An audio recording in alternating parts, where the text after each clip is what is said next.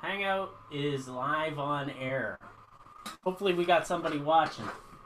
Anyways, so if you guys want to put out your links, if you the YouTube link, I guess I'll put that in the chat. We do have one person in the chat room at the moment. Just Okay, for FYI. can you spread that link? I can't seem to get to it now. Now that I started the show. Oh, what, the YouTube link? Yeah, the YouTube link. Alright, I'll start. Okay. So I'm going to mute you guys for a second.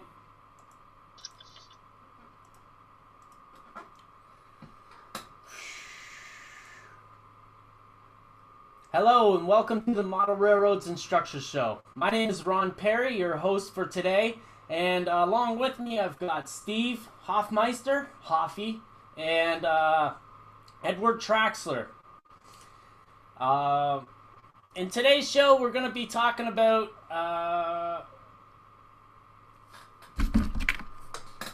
this kit.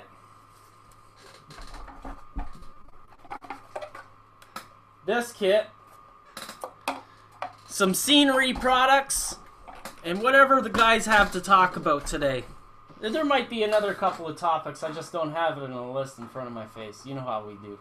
So, I'm going to bring up Ed's audio here. And, how you doing, Ed? Yeah, I'm alright, I guess. Stressful morning, eh? No, it's not. Other than my cat sitting on my my store bags and stuff like that, which we were talking about. In your house, the cats rule, don't they? Of course not. I was just pointed out that for non-cat people, that it was remarkable how in an entire house they can sit on the one thing that you're concentrating on. But go ahead. Yeah, I know. Cats are so smart, you can't tell them they're the boss in front of them.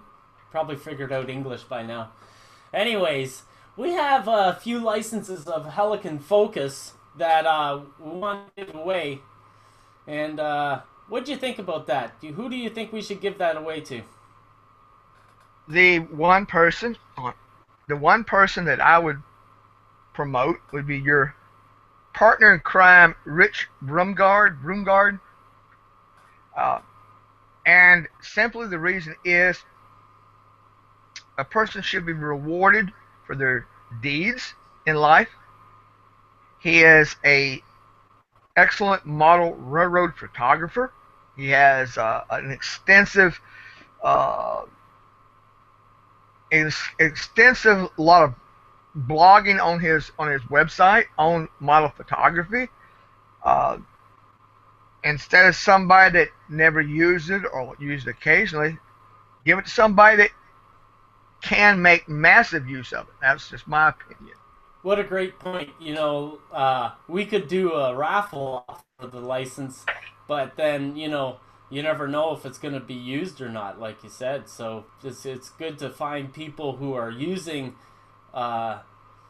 photography and stuff like that and help them to improve. I think Rich already had a basic license for Helicon Focus. I think we upgraded it for him. Well, you know, just a quick example. I was in a hangout a day or so ago with Judy Hernandez, who you had on the show. Mm-hmm. Her brother was there. Oh. Her brother's a photographer. Oh. So. And an IT guy. Yeah. So, in the hangout, I hooked up my camera and ran Helicon Focus and ran Helicon Remote and got him interested in that. And I pointed out that even for a photographer guy, that I believe a lifetime license is like $200. But that's not a lot for a lifetime to both Helicon Remote and Helicon Focus for a photographer. Somebody actually uses that sort of thing. And so he was headed out to download a copy because I pointed out it was like a 30-day. It's like a 30-day trial, I believe. So that's a good point. You know, like for the cost. You know, there was a guy on the YouTube Model Builders hangout show where they were talking about photography with a professional photographer. It wasn't Ken Patterson. I forget the guy's name. Anyways, he was talking about using Helicon Focus. He said the name differently. I don't know if it's the same program, but he said that he uses it all the time for his photography that he sells to magazines. So it really is an investment to improve your sharing. Well, the point, I was just saying that it's like $50 a year, and it's like $200 for a lifetime, upgrades and all that. But my point simply was that it might be worth it's worth a 30-day trial to anybody. It's worth, I think, at least $50. If you stop and think about it, you pay $13, $15 for a 12-pack of beer. Yeah. I made this point. People think I'm making jokes, but if you go buy some beer, chips are $4.50 a bag now. Yeah. $3 a can for some dip, some cheese dip, and some some salsa, right? So you're talking about $6, $8. You're about $20, $25 just for some beer and chips and dip. And oh well, I can't afford $50 a year for a program that's going to just be killer. Well, I'm sorry, dude. Get your priorities straight. People really irritate me. It's like, oh, I'll go buy some beer and chips, but I can't afford to buy, pay 25, do it twice and get a program for a year. You make no sense. Yeah, the internet is a free society. If it's not free, it's no good. Say that's your drones speaking. The people that don't want to contribute. For example, you have your Patreon. Patreon. Your Patreon, which I'm a member, which I give you money every time you make a video or something like that. It's once a month now. I don't pay no attention to it. I haven't. But the point is that you contribute a few dollars a month to help support you making these little videos, right? Mm-hmm. There's people that won't do anything. They won't support. They won't give a dollar. But it's like, well, I don't. And sometimes they're very needy. Anyway, I'm getting sidetracked. The point was, for a photographer that's going to use Helicon Focus and Helicon Remote all the time and contribute to magazines, $200 for a lifetime a subscription is nothing. Yeah, it's forever. Yeah. Yeah, I mean, the first time that Ron uses Helicon Focus and sells a photo of National Geographic or whoever, he didn't make his money back. Mm-hmm. Yeah. Mm-hmm. Very true. Oh yes, Very Rich. Give a copy to Rich. Already did. He deserved it. He deserves it though. So I wanted to get another topic out of the way because at the beginning of the show, I want to get some points out so that people who are watching the show before they leave, because it's a 2-hour show, that maybe they could contribute some good guests or good topic ideas, and you came up in the pre-show with some good topic ideas. What were they? Would you like me to mention that again? Yeah.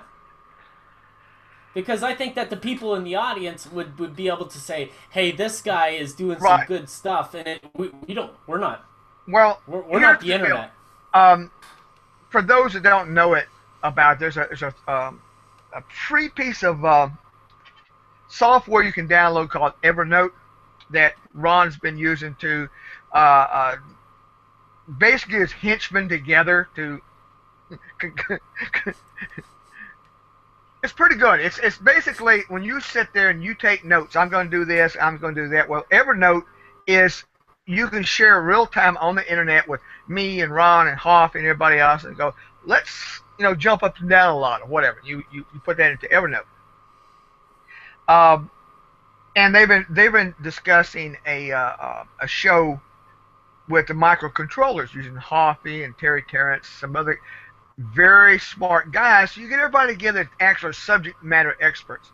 And I suggested, for example, weathering our scenery. I did a little video the other day on just making grass stuffs, and everybody goes to Scenic Express, and Scenic Express sells these really cool little buffalo grass things, right? Yeah. But you can make them yourself. There's, how do you do trees? How do you stack static grass? There are some brilliant people out there that can contribute in one show to, say, to a scenery side. There's a section on weathering. I was talking to a guy the other day about weathering. Weathering powders. When do you use weathering powders? When do you use oils? Yeah, I'm big on oil paint rendering. Mm-hmm. There's a whole show right there that people are really interested in. How do you weather something to make it look old? So that was just a suggestion. Weathering rail cars, weathering structures, painting vehicles and little doodads like detail parts, which includes weathering. That's, I guess, painting and weathering is the same subject. Yes, and you're getting to the fact that it's not just model railroaders. It's dioramas, it's military modelers, and the whole hobby, because it's ridiculous for these guys to go, I'm a model railroader, I don't do that. Are you an idiot? It's. I'm sorry if I insult somebody. Damn it. No, we're not. It's. If you. There are. I have a friend, for example, that she has a little business. She does polymer clay beads. She actually has a business. She actually has opened a store. Right? I don't know. It's a little place, a hole in the wall, I guess, but she actually has a place that she sells it online. She actually has a little business that sells, and she does real good work. Well, I was talking to her where I used polymer clay to make a stone wall of stones for my out of polymer clay. It looks as good. It looks like a photograph. It looks like the real thing, right? Mm-hmm. That is a sub-subject of, I guess, structures maybe, or something, in which a person, she's not a model railroader, she's not a dioramist, but she knows a lot about using polymer clay and the colors and textures and, all that sort of thing. Mm-hmm. And so you reach out and you grab that person that has nothing to do with model railroading or military modeling. She does girly bead stuff. But she's an SME on that subject. Mm. Yeah, good point. Good point. And then what was the other topic? So weathering, and then the other topic you said? It was weathering and scenery. Scenery, yes. With like Uli being a good that was we kind of focused on Uli a little bit, Ulrika a little bit, but it would be really nice to get her on with a round table of people who are interested in well, it's scenery. not just the for example, the actual physical, this is how you put leaves on a tree, but the psychology behind it. Why do you do something a certain way? Why? Because a lot of the stuff in scenery is almost it's psychology.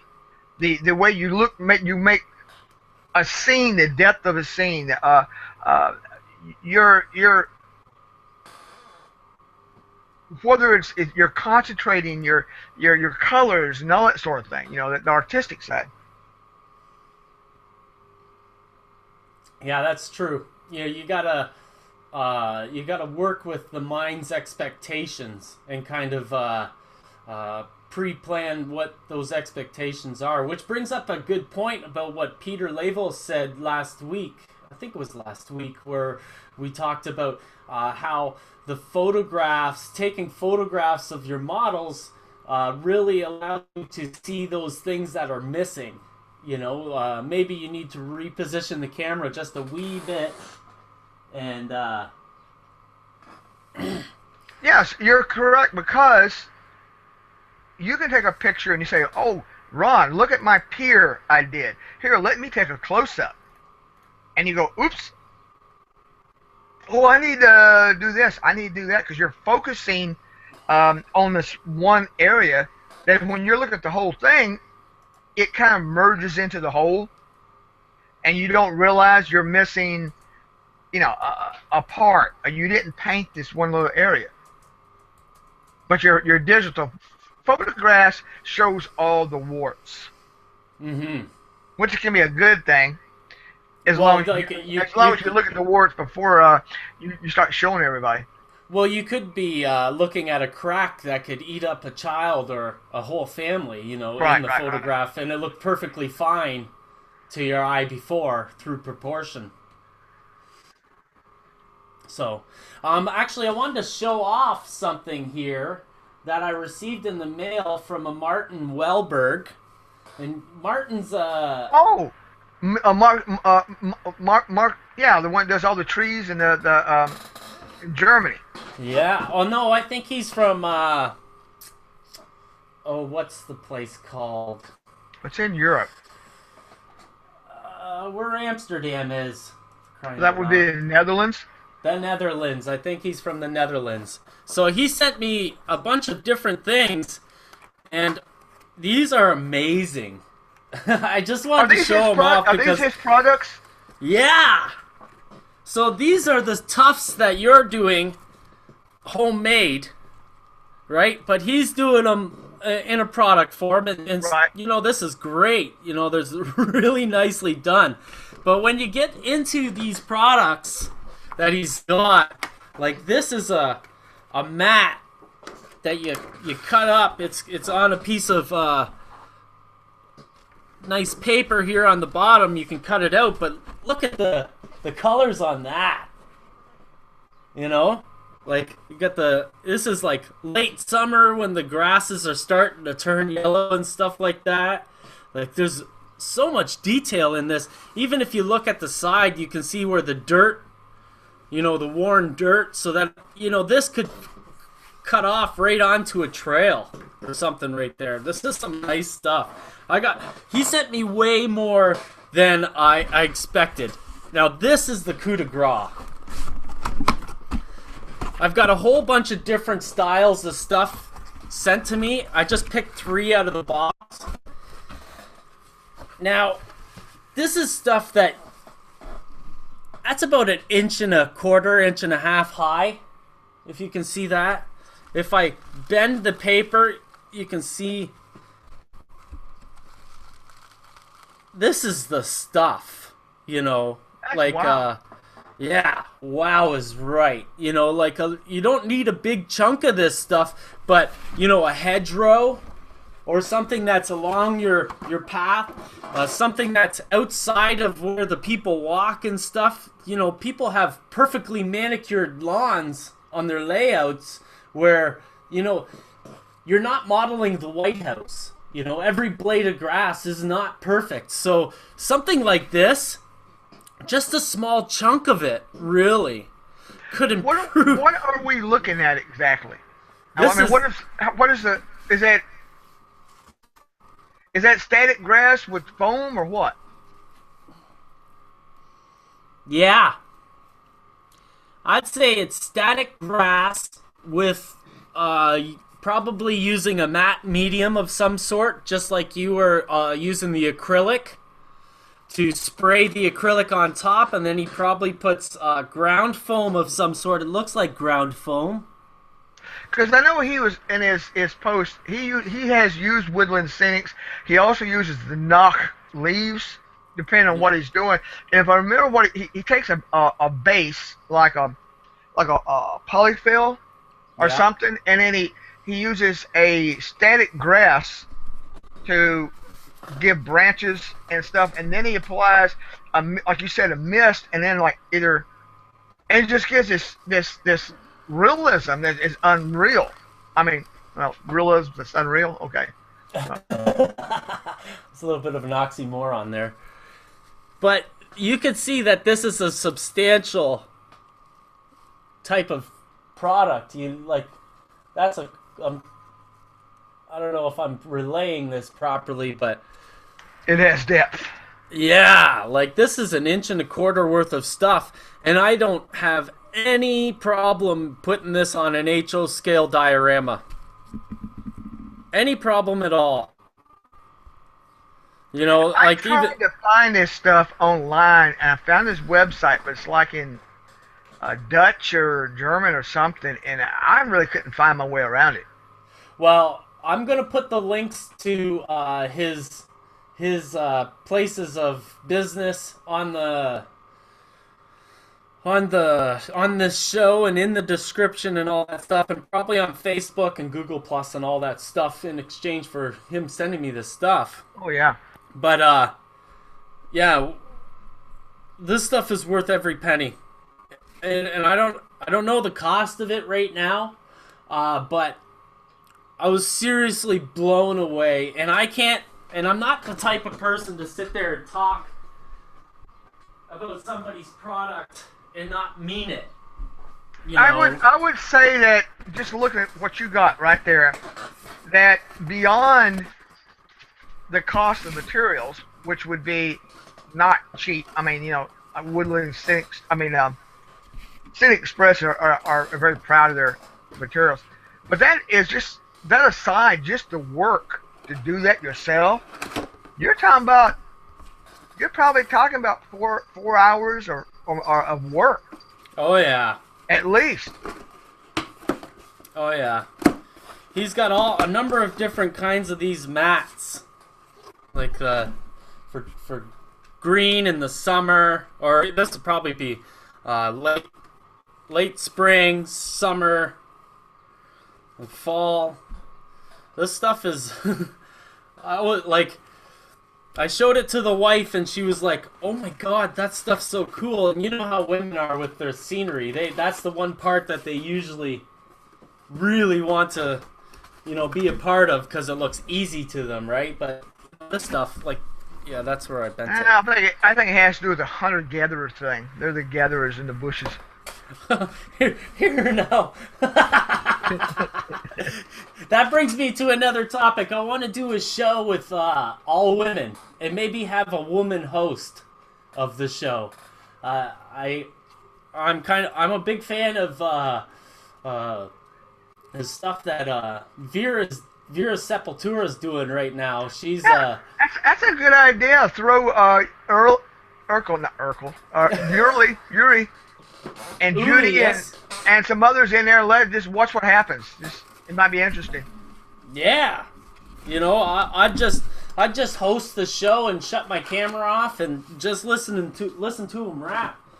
Well, you gotta be careful, dude, because that's like being around women when they're like shopping. Most guys start having like heebie-jeebies and stuff. Surely I'll be going to cook some pork or something. Hey Ron, check the group chat when you get a moment, please. Okay. Why are there 2 Rons? Because I've got 2 computers running right now. Ah, okay, that makes sense then. There used to be Ron and Ron also. So, we'll get this figured out. You need to create a separate identity and call it Ron's clone, and that way you can log in on another computer. I do have that under the Modelers Guild email. So, yeah. We're going to get Dustin in soon. We just got to get some stuff out of the way. I've got Nick Masney from Imagine That Laser Art, who's interested in coming on today to talk about... It's amazing. I've got all this stuff around me, and I'm still losing it. That's okay. You know what would be really cool if you could do like a Max Headroom thing. Remember him, Max? Yeah. Okay, do a Ron Head space or whatever like that, and you could like join in. I think people get enough of me. But yeah. So Hoffy, what's been going on with you this week?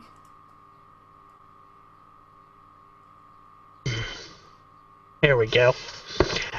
Not much. I haven't really done too much on topic. I'm just still trying to get things put away in the shop and get things back up and going. I do have my webcam back up and running in my workshop that runs 24/7. For anyone who goes and visits my website. Is that a drop cam or something? It's a if anyone goes to my website, you click on webcams. I have a webcam up here in the corner of my workshop, and it basically just shows my whole workshop, so you can see me bopping around doing whatever I'm doing. Right on, right on. Have the toys, why not hook them up, right? Yeah. Well, I don't. Just hope you don't do what Ron does and run around in your pajama bottoms. That's scary. Only on holidays. Has that ever been on film or what? No. Are there videos out there? Because I don't know. Well, we wouldn't tell you. We just laugh. Yeah, I so. have not had the misfortune of seeing this, so. I think Just so. don't pull a Lionel string. What's that? Uh-oh. You know, you didn't see that? Well, he posted one of his photos from him sitting on the John. Oh crap! Yeah. Oh, good lord.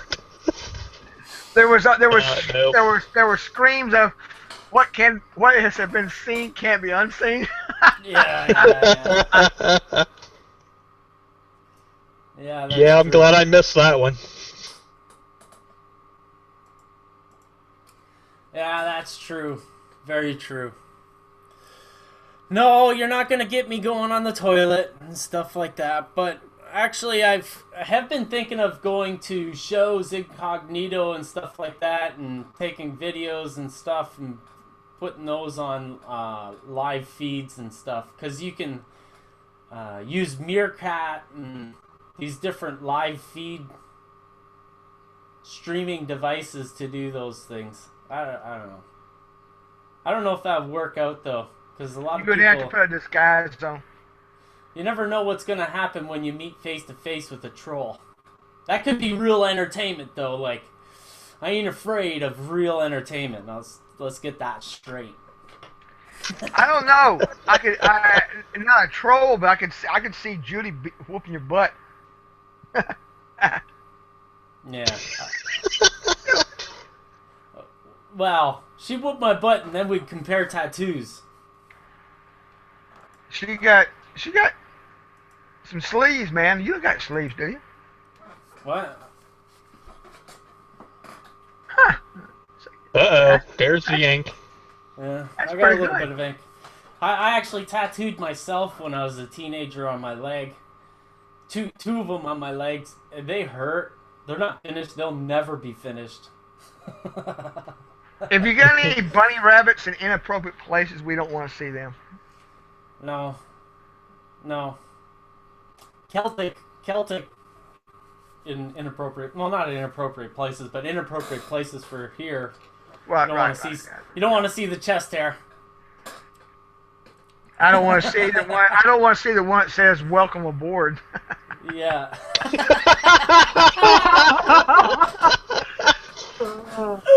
Four acres away. Oh.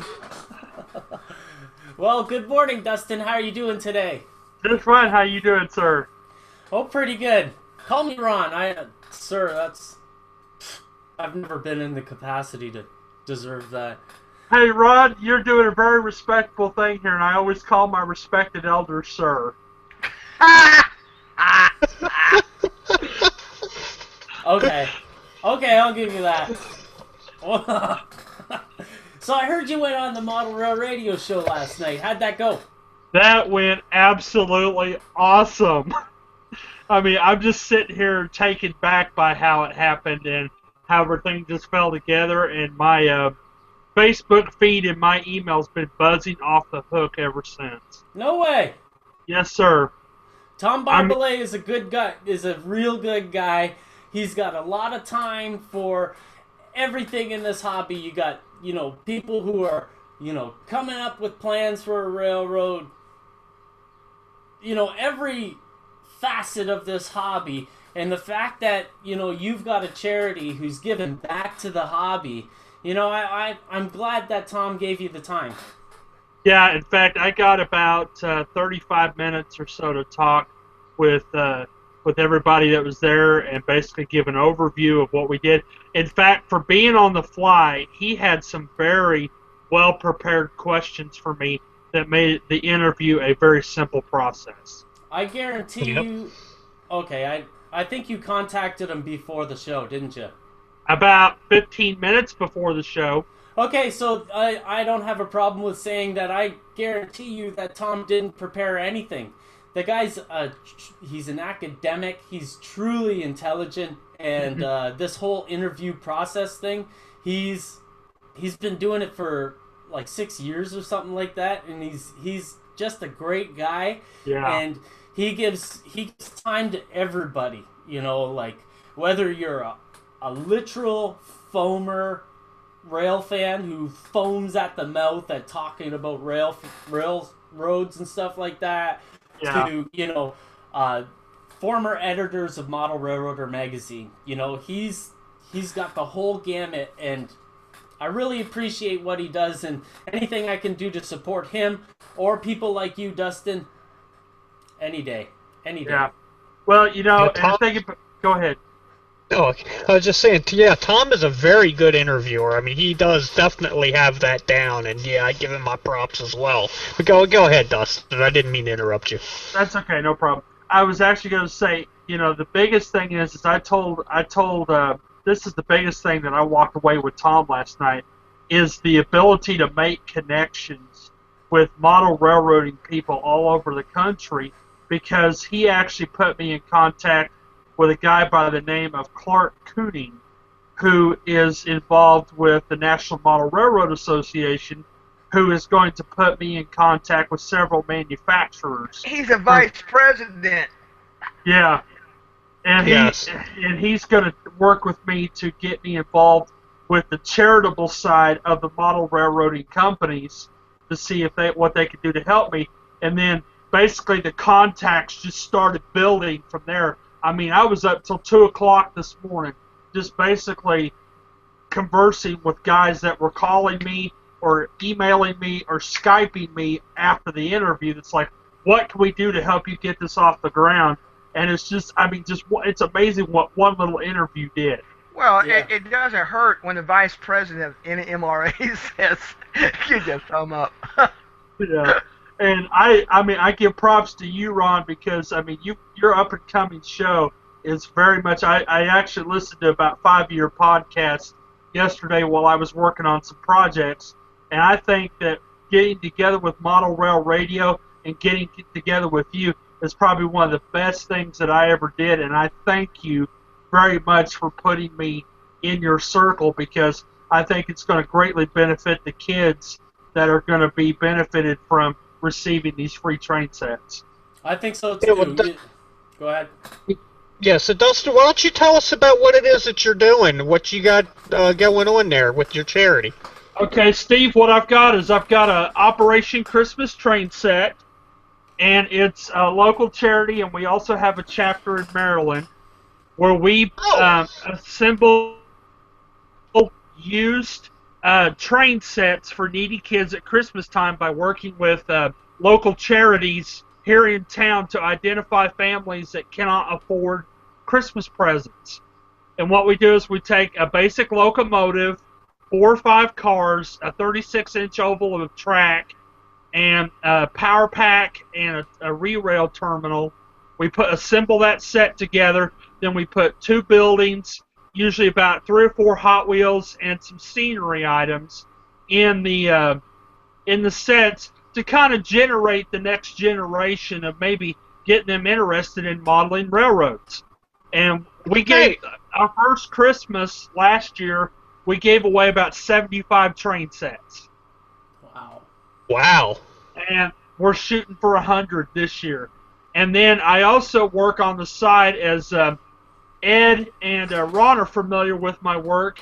I build 4x4 mobile layouts for non-for-profit organizations. The last one I just built was for the Toby Keith Foundation, OK Kids Corral, here in Oklahoma, where I built a complete working 4x4 layout that they could move around in their facility for their cancer patients to enjoy while they're waiting for treatment and stuff at OU Medical Center. We're gonna play that video of them thanking you, a small portion of it, if that's okay with you. That's fine. Yeah, in the produced version of the show, I'm gonna put a little bit of that in there so that people can see that you're legit. Yeah.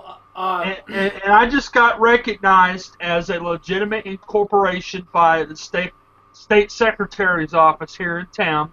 We are working on the process, and also once I get my tax ID, I can file for the 501c3, which is kind of about a 4-step process that takes about 6 to 8 months and about $900 to do so.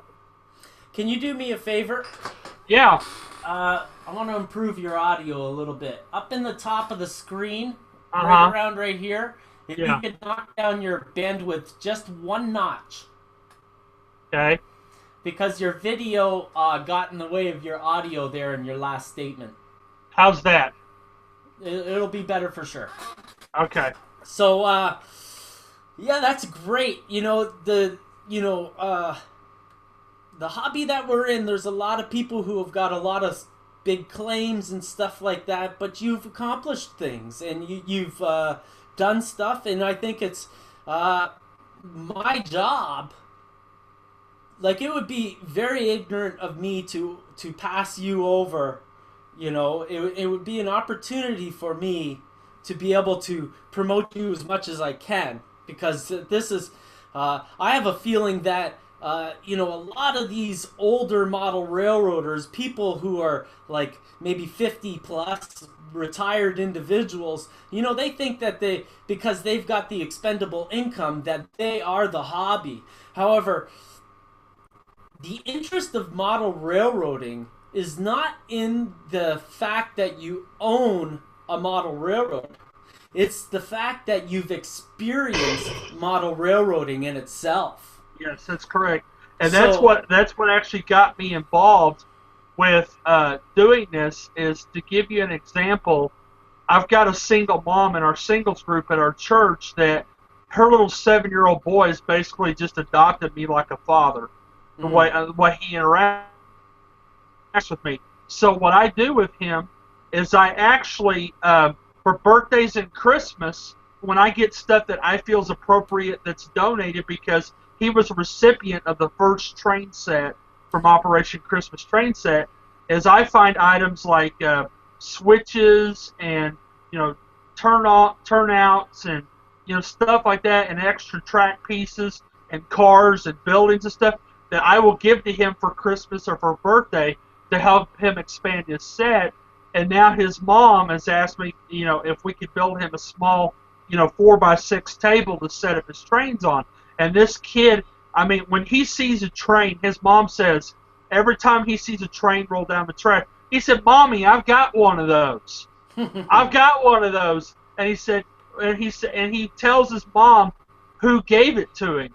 And, it's just phenomenal. And when I run into people, Ron, my network is just blowing up right now with guys that are willing to help. I started out last year with 7 guys that donated stuff, and now we're up to 100 friends that are donating trains that are sending me stuff either every week or every month. And I've got people wanting to make financial contributions. In fact, I have to give props to Tom, because he said that he's got a large network of non-for-profits that once we get our 501c3 together, he wants to set me up with Apple to do a matching program. for their employees to donate to our foundation. And I mean, that's just phenomenal. Holy and I mean, shit. I never even thought about that. I mean, I never even thought about that. And Wow. he mentioned it live on air. I mean, he mentioned it live on air. Oh, And he's I mean, the real deal. Tom Barbalet is a genuine individual. Mhm. He's a genuine character, and you done good to get involved with him. Hey, I give that credit to you because you put us together. I mean, it was you, man. You were passionate about getting your word out there, and I noticed that, on Facebook, you don't really have really passionate people doing things. They just want to be a part of something, Yes. But when you start talking to people like Tom Barbalet, you start connecting with people who take time out of their day to be a part of model railroading and sharing. Yeah. So you're getting the passion. You're getting people who are, professional individuals who Yes, sir. love model railroading, and they would just love to be able to give back. And I think you're giving back in a way that nobody else is right now. So you've got a niche that, the audience of Model Rail Radio, I don't think we've got a real audience yet. Well, he had Ron. He opened an open invite to me to come on the program every 2 weeks and give them an update about what's going on. There now. And he doesn't do a show every 2 weeks, but every 2 shows. That's great. Yeah. And you realize that it's all started with you speaking to Ron. No. Yeah. Yeah, I know. He was, Hey. Ron was the generator. He was the impetus. He was the Uh-huh. guy, the dude, the man. So Yeah. Good. Traxler. So enough. Yeah, there we go. All right. Well, enough of embarrassing Ron on this topic. Dustin, on a more personal note for my own interest, tell me more about that Maryland chapter that you have going on there, because I just so happen to be in northeastern Maryland. Nice.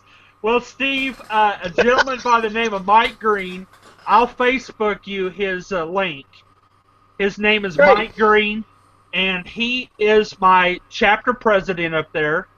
And he's doing the same thing I do down here, except he's gone a little more expanded, where he gives away clothing, he gives away toys.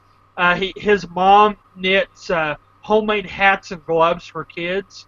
And he is getting ready to do a donated contract with Johns Hopkins Hospital to build a full layout for the kids' children's ward.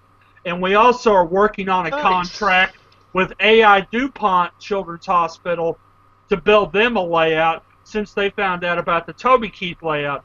And then we actually, Ron, just to give you a heads up, we actually got an interview by phone in 2 weeks with Dollywood. No way. Yeah, and I mean, Wow. and it's just amazing. And the Maryland chapter, Steve, we have about 4 local hobby shops up there: K&K Trains, Seaside Hobbies, and a couple others that have been really phenomenal in just loading Mike down with stuff to basically repair any incoming cars and engines that come in. To basically, I ship him all of my locomotives, and he repairs them and gets them up and running for me and sends them back to me. Nice. I mean, this guy is an engine genius. So And he donates 100% of his time. So That's Steve, great. We did definitely make sure that you get me his information, because I may be able to help add a little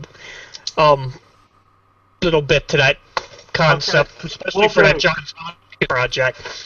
So, yeah, go ahead, Ron. Steve, your check's in the mail. Anyways, so so you get donated items from manufacturers as brand new trains, but you also get donations of old used equipment that this guy refits. That's correct. And I actually, what I do is when I get used model railroad cars, is if they have horn hook couplers or plastic wheels on them, I'll actually modify my cars down here to where they have the knuckle coupler systems and the wheel systems so the kids have a little smoother interaction. Or if they put them on the layout to run, they have a little smoother interaction for the non-for-profit layouts. But he primarily does all my engine work, locomotives, and he's actually been able to refurbish some very old dead engines that run like champs on these train sets now. It's just phenomenal, Ron. Right I mean, what this guy does with engines is just phenomenal. And the thing is, Ron, is we're looking right now, just to kind of put the word out there, I want to have what we call a four corners chapter system. I want to have a chapter that handles the southwest quadrant, the northwest quadrant, the southeast quadrant, and the northeast quadrant, and then have me as the central hub.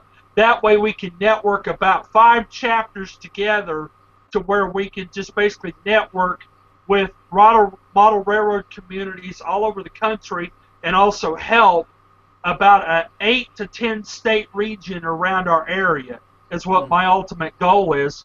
And it's becoming a reality because I've got guys from all over the country. I mean, I just got 5 boxes in the mail with stuff yesterday that I didn't even know was coming when that Toby, and I found out later that it was because that Toby Keith video came out. Right on. And then my own personal video came out, which you guys saw on Facebook about what we're doing, and it's just I feel like that it's being built line upon line about how this is going, and eventually I want to turn this into a full-time job if I can. Well, that's a really good thing you're doing, and maybe these quadrants that you're talking about, it could be a local club in those areas that are your loose representatives or something like that, because exactly. They could be outreach, because clubs mostly, from my experience, clubs mostly like to see children, their eyes light up when they see the layouts, and that's what these clubs like to well, and let me tell you something. So the only disappointing experience I've had, Ron, is with one club that I've dealt with that told me I was an utter fool for doing this. You know what? It's only because they don't believe you. They don't believe in you. And you've got to just focus on people who have faith in Dustin Fisher. Exactly. And the Operation Christmas train load. And I just wiped the dust off my feet with them. And actually, I picked up a club that was 80 miles down the road in my hometown where I was born. That's like, yeah, we'll back you all the way. What do you need? So it's like you lose one, you gain one. In my experience, these people who don't give you credit in the beginning will give you credit. Clark Kooning starts showing a little bit of support to Dustin Fisher. These people will be swallowing their tongues. Okay, yeah. So you give them time. They may come around. Yeah. Well, the other thing is too is I just got an email Friday night from Walther's Train Line. And they're actually going to go through what they call their donation closet and put together a big package for me to put these layouts together. And then they want to run about maybe 15 to 20 train sets brand new into my operation to give away to kids this year. Right on.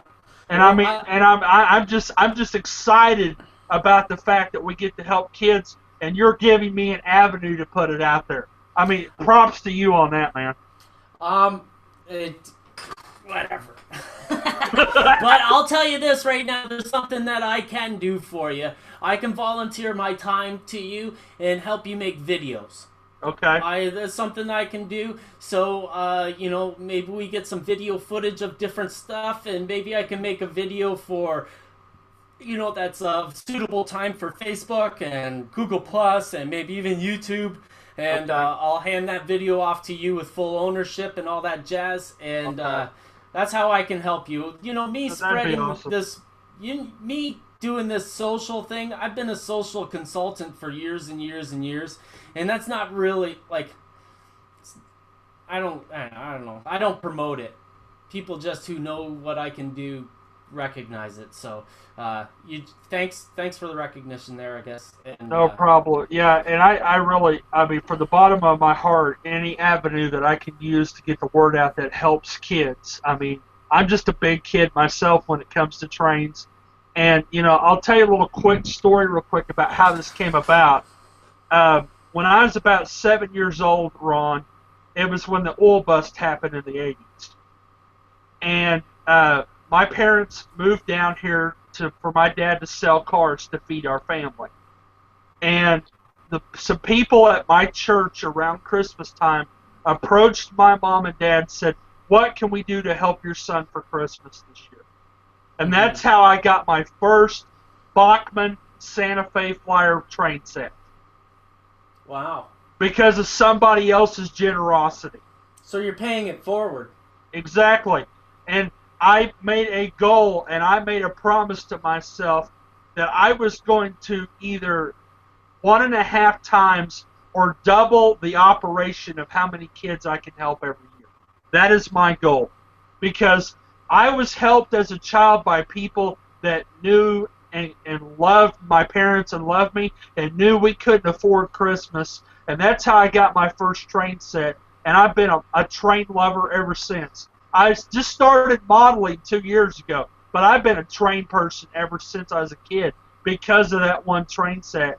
And I think, and I honestly believe, that if I do the same thing for children that was done for me, it may spark a whole new generation of modelers.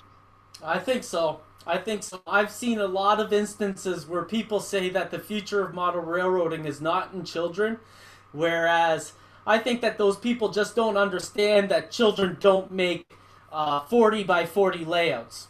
Yeah. You know, and the fact that you don't make a 40 by 40 layout doesn't mean that you're not in the hobby.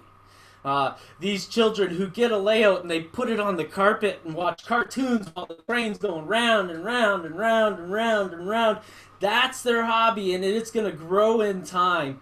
And the point that you said about putting metal wheels and knuckle couplers on these engines, you know, you're really taking these toys and making them into you're taking it from a toy and making it into a hobby for this kid, because, you know, when they get 13 and 14 years old, I don't know when these kits, but, you know, when they get older and they want to do something, they don't have to update their whole train set to be able to work with nice stuff, you know, so exactly. That's a great idea.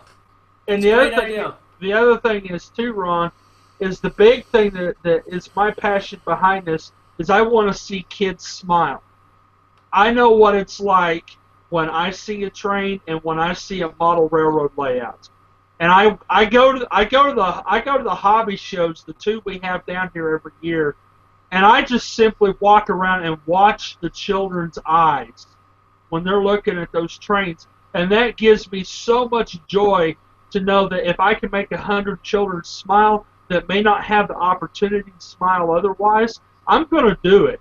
And the thing is this operation is more than just I can't even describe how it feels when I give a kid a train set, because I know how I felt when I got my first one.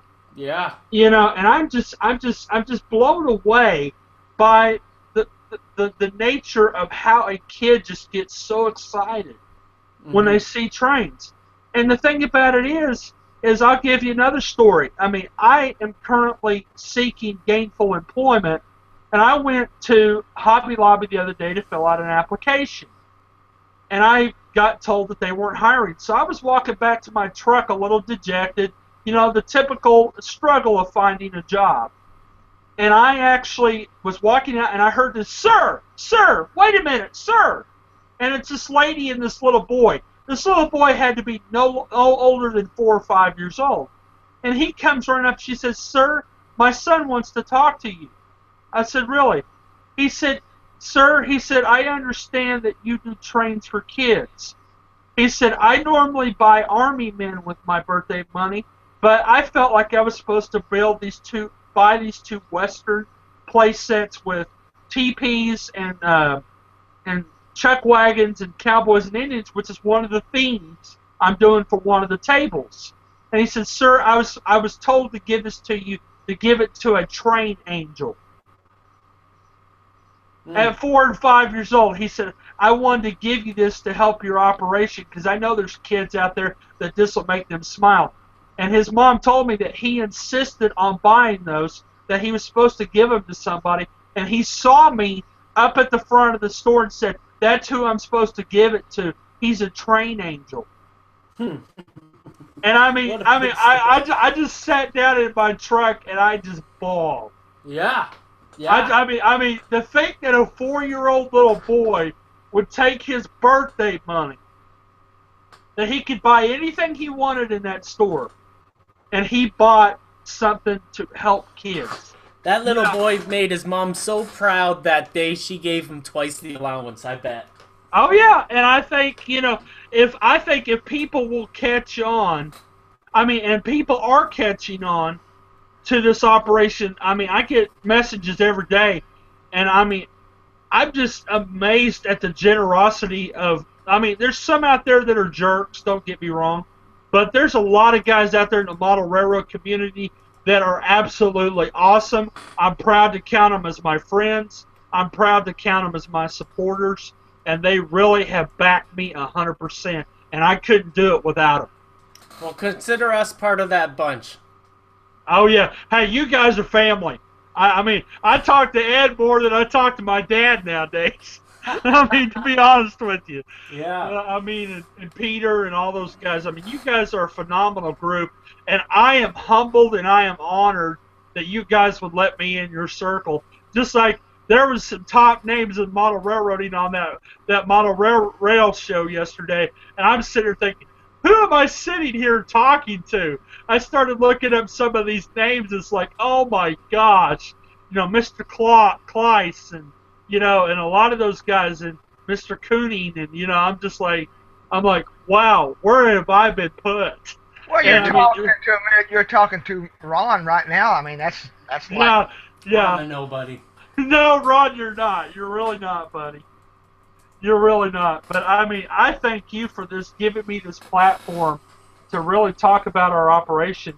And do you have a couple minutes? I'd like to show Steve some of my work. Sure. Okay. That's what this show is about, buddy. You put those video pictures up there. We're 3D. Yeah, bring it on. Love to see this. Certainly.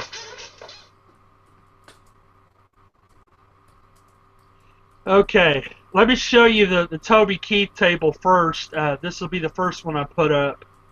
And then I'm going to show you the current one I'm working on.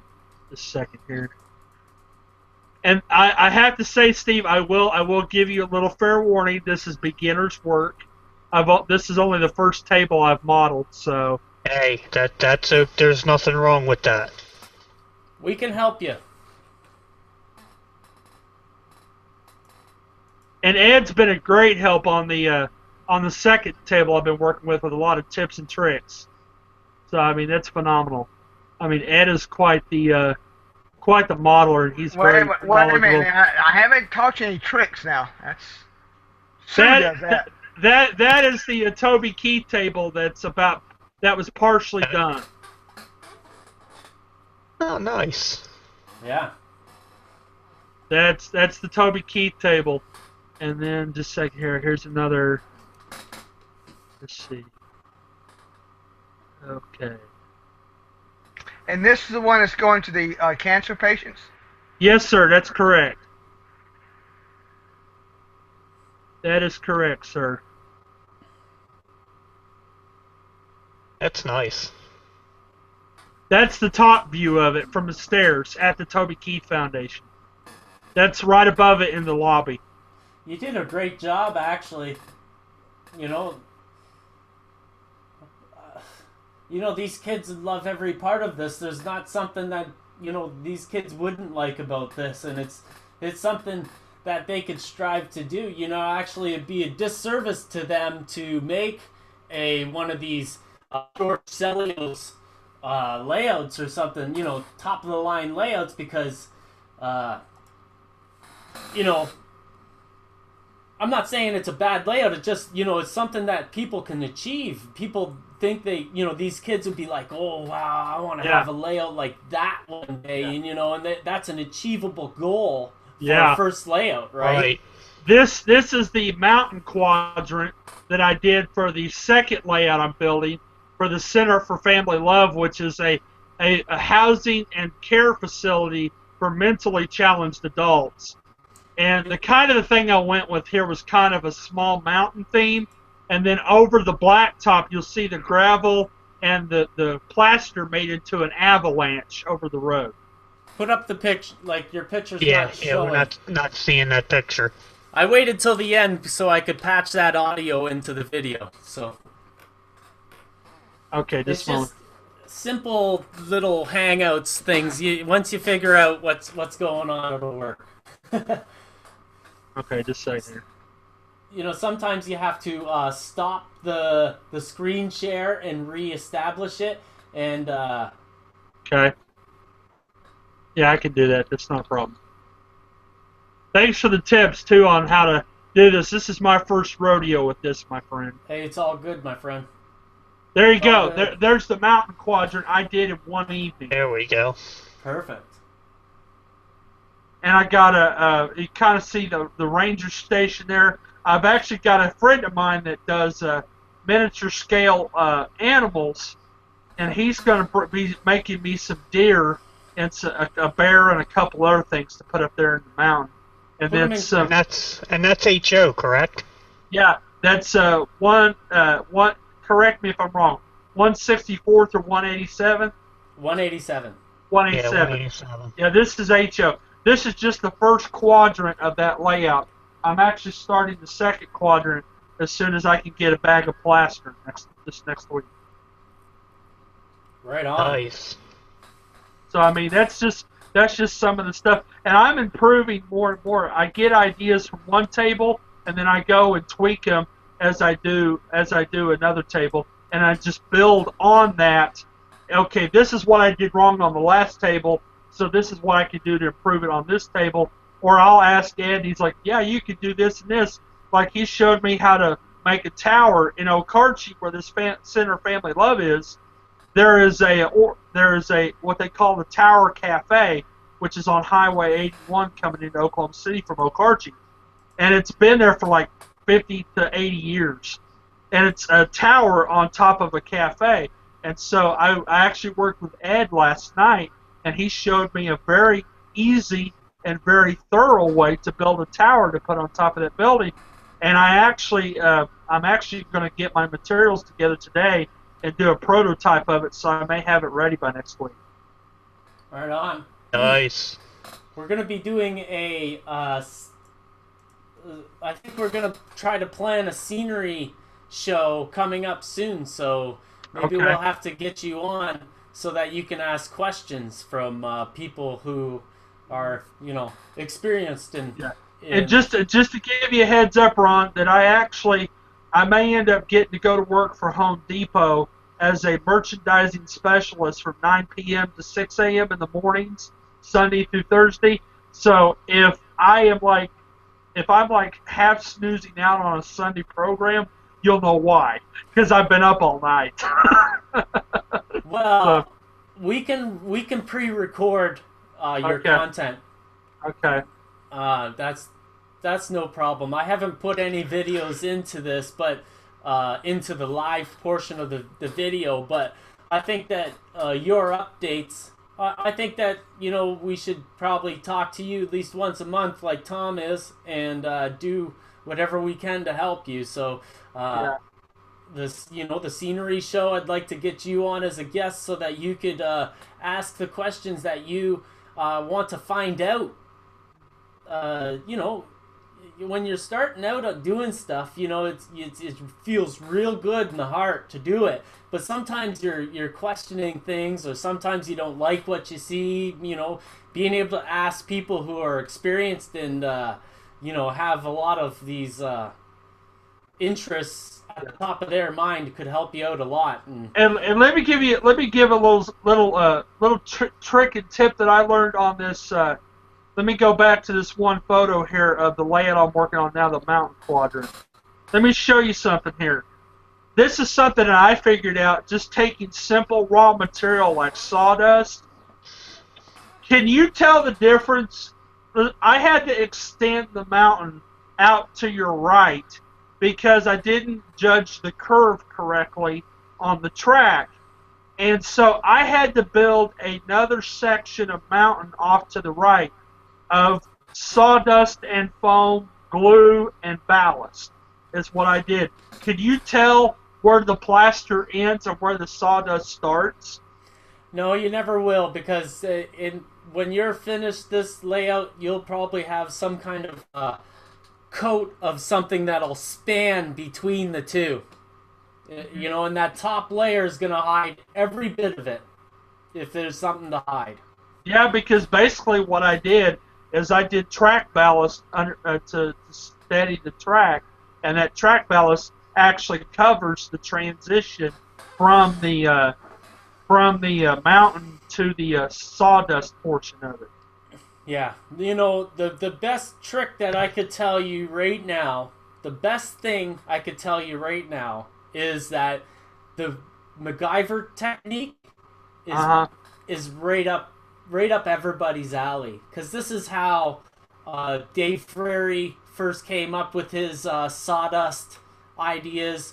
This is how, you know, all the people out there who, you know, had a problem that they didn't want to run out to the store to get a product to do, they just found something that was available, and that's what you know, got them over that hump or that challenge, you know. So and that's a challenge I have, Ron, with being a non-for-profit, is I have to work with the materials I have, and I also have to work within the budget I have.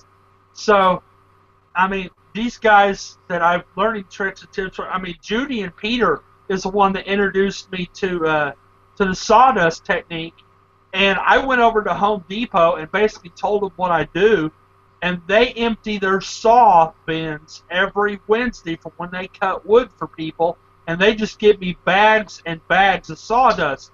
And I'm sitting here thinking, okay, this helps me with my budget. How can I get creative and make it look like a nice model railroad, but using simple materials? Well, I like to interject. I was cleaning my grill out yesterday. You know, I gotta clean my grill out sometime, Ron. Ron, you please, Ron. So I don't know where this is going. No, it's what found materials. Where the charcoal briquettes had been, you had this real fine, almost powder from the ash. Ash, yeah. And I was thinking, you know, people come up and they'll go, oh, how do I replicate like a load of whatever, right? You know, in scale. Well, you could just spray on some glue, make it tacky, and sprinkle some of that on there and shake it off. You would have a perfect scale powder covering. They didn't cost you anything. Yeah, right it would almost look like a fine gravel load. I mean, if it's whatever. Great. I'm just saying, I just noticed that when I was scooping it down and said, well, you know, this is a fine ash is what it is. Mortar lines. You know, you can use it for a pile of lime or whatever in scale by just simply put a tacky covering on something and just sprinkling it on. Yeah. Maybe you know, that's you throw it into a little a plastic container and put it on your shelf. There's my fine whatever powder. I'm okay. I'll go back and hide.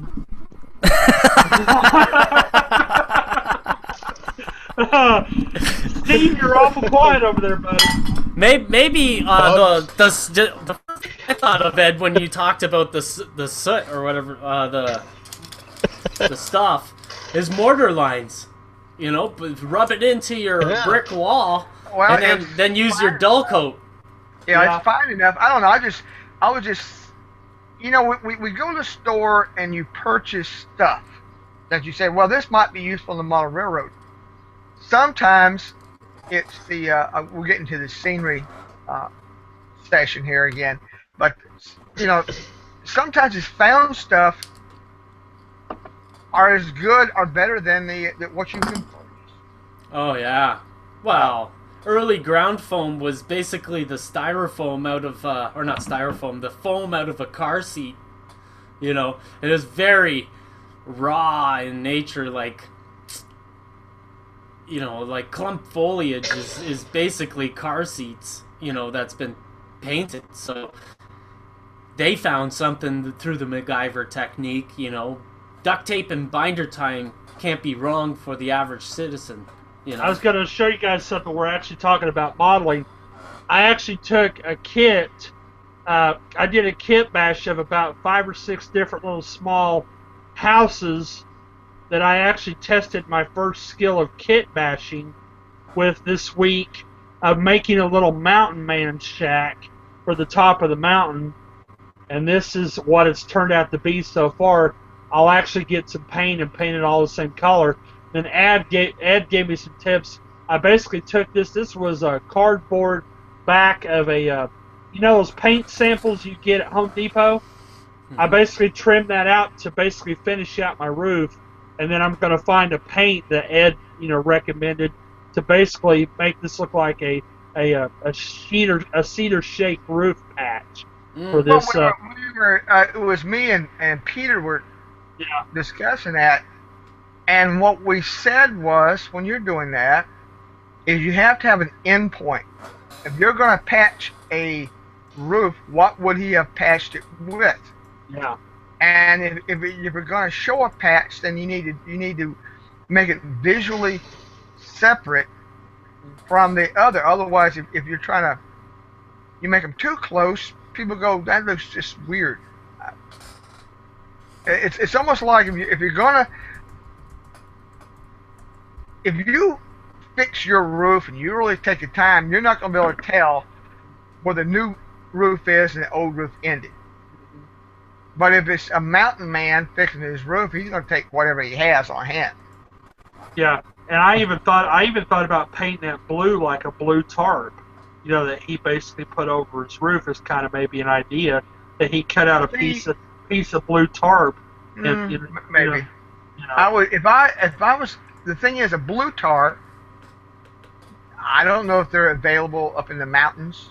They might be, I guess. I would. Ooh. Whatever if I was gonna have a mountain guy tarp his roof, I'd use an old piece of a heavy tarp, like either green or a yellow kind of a color, like you would have like a canvas. That's me. Right on. So Dustin, this is a nice segment. I'm gonna start talking to my buddy Nick here soon. If you guys could talk for 2 seconds while I go to the can. Hey, Steve. No photos, please. I'll be right back. Okay, Steve, I'm going to... Go ahead, Dustin. I was going to tell you, as soon as we get done with this portion of it, I will send you Mike's Facebook link. So you can comment. Okay, great. That would be great. Yeah, it'd be great. 'Cause maybe, you know, maybe we'll talk offline about what ideas I might be able to help out with. But yeah, I'd really like to see what I can do to support you with this project, being that you guys are here local in my state. Now, whereabouts is he based out of? Delmar, Maryland, which is across the river from the Delaware border. He's on the Delaware, Maryland side. Basically, he's on the Maryland side of Delmar. Okay, so that's down toward like the southern Maryland end. Yes, sir. That's correct. Okay. All right. But Okay, I'll be Nick. happy to get. Okay, great, Dustin. Okay, Nick, let's test that connection.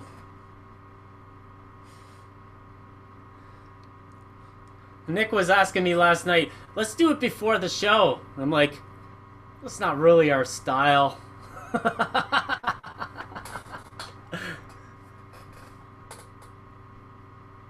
Maybe he's away from the computer just yet. So what I'm gonna do, I'm gonna turn this on. Yeah, I've got 2 computers here now. I'm trying to figure out how to upgrade the show. So, I need 2 cameras, and I can't afford an encoder just yet. Oh, yeah. We got a Patreon contributor during the show, and his name is Gerald Mabry. I think he's out in the chat. Thank you, Gerald. Thank you for the contribution. It's a monthly thing, so you can get into the contests when we start getting the good stuff out for those contests. It's kind of been there's Nick right there. So if you press mute up right there, there's a little microphone. If you press that button, it'll start your... There you go. Yep, I'm there, buddy. You're on. All right, how are you? Pretty good. How are you doing? Very good, thanks. Oh, look at that in the background. You got a nice presentation going there. Yeah, I got a bunch of stuff I can show if need be. Right on. Right on. So I got this kit recently. I'm going to show that. It's a little dirty looking, but I called it the Traxler Electric and Transformer Company. Got a little bit of graffiti on the walls and stuff like that. And I wanted to share this while the show, and actually I just did the front because I don't know where it's going to go on the layout. I have a feeling it's going to be on an angle, so I'm going to do that when the spot opens up for me. But it's a really nice looking kit. Good to hear, right? I really liked it, and I love the instructions. You did a good job with the instructions. The Imagine That Laser Art instructions have been updated. I like it. Yeah, that's our new level, Ron. We're trying to achieve a bit of a different, as you know, different theme and a different look to our product line, and I think we got it where I want it. Yeah, you're doing a really good job, my friend. Thanks. Really good job.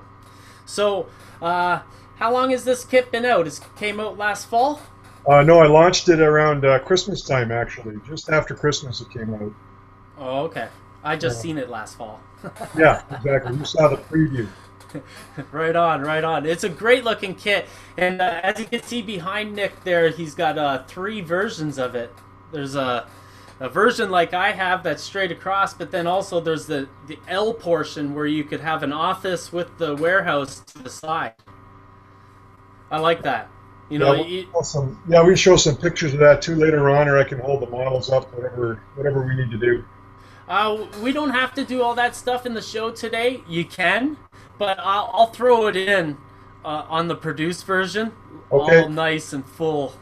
You know, so it's not. But you know, I think it should be pointed out that you know, it's not easy to kit bash a kit. You know, it's not easy for people to wrap their head around. The kit that's on the picture on the box can be made different ways. And I think it's remarkable that you put out this kit with kit bashing in mind in the plans. Yeah, thanks, Ron. Thanks for recognizing it. A bit of a different angle. You know, when you look at how many manufacturers there are out there, started to think a bit about how do I differentiate myself a little bit, something a bit different, and trying to make a kit that's configurable by the modeler into 2 or 3 different versions, I thought was a cool advantage. And you see that factory kit in front of you as the first opportunity, and we're going to keep following that up with multiple kits in the near future. Same theme where you can kit bash, and I can show you a little bit later when the show's live, I guess, if you want, some of the qual sections and the theory behind how they all go together and how they're configurable. Oh, you're live right now, buddy. So actually, your audio's being scrunched out by your video. So if you could go right up in the middle right here. Yep. There's a bandwidth. Yep. If you could knock that down 1 notch, that'll open up your audio a bit more. There you go. That's good. All right. Cool. So it just tightens up your screen a little bit, and that's the only thing that it does. So all right. No big deal. So yeah, differentiating yourself with kind of opening people's minds to kit bashing is a great idea. I think that's it's so hard for me as a modeler to do, like, my original kits that I was doing was exactly to the picture. I was mimicking what the designer was doing. The fine scale miniatures kits, the same. I wanted to do it very naturally, the way George Celios was designing the kit. I wanted to do it exact. I wanted to copy everything exact, you know. So, you coming out with the instructions with the idea of having 3 different versions of the kit, you know, and if your mind's like it, there's probably 15 versions of the kit that you can do, is great. You know, it really opens up a skill that not many, you know, it's hard to see companies who have instructions that tell you how to paint the model, let alone how to expand on the idea of the design. Yeah, thanks. Well, thanks, Ron. Yeah, I thought it was a cool idea, and you know, a lot of those, you just touched on a point that's kind of neat. You know, if you took 2 of those kits as an example, you could join those things together without any problem. And if you kind of look at the way that we designed the interface of those parts, you know, I've got them all tongue and grooved, if you will, or notched, so you could mix and match wall sections as well to make it work whatever way you want it to work, right? So when you looked at that full wall that you've got there, everything could have all fit together and tongue and grooved together nicely to form that long wall section, right? Yeah. Well, it's pretty flexible, I believe, and I think it's easier than trying to take your Celios kit and, you know, trying to make something more out of it than it was designed to be. Not knocking it at all, but just making it easier for the average guy. Just to point out, this is an upgrade in the way the kits used to be made. This kit was painted for Mark Williams, the original owner of the company, and as you can see, the old tongue and groove was these things here, these little fingerlets, and they didn't really translate well in the end, because, you know, you need to cover them and they break off, and then also that your walls would go in. If you put the parts backwards, it would be cockeyed a little bit. So that's really an upgrade in the kits, as in my opinion, from someone who's built a whole bunch of them. A lot of them, yeah. So yeah, and the other thing is I like how in the kit you get these when you punch out your window brick inserts, you know, they can be put in the wall as a window that's been smashed out, you know, exactly. And then, or in this scene here, this is where the warehouse is 2 floors been, you know, and this floor's been taken out maybe, or maybe this is a manufacturing area or something like that. So yeah, exactly. It gives you more options, right, to express yourself and make that model as, you know, custom as you want it to be. So your version and my version are probably not going to look the same, which is all right. Hey, actually, that just came to mind. That's might be how I do that. Mid-show thoughts here and plans. Yeah. Oh, I'm not sure. I gotta figure out this whole process of sharing my screen properly. Yeah. So yeah. Anyways, so I see in the background there that you've got the Grimsby kit. Yep. I had a gentleman talk to me maybe earlier this month from Texas, and he said that looks remarkably close to a kit that he or that a building that is close to him.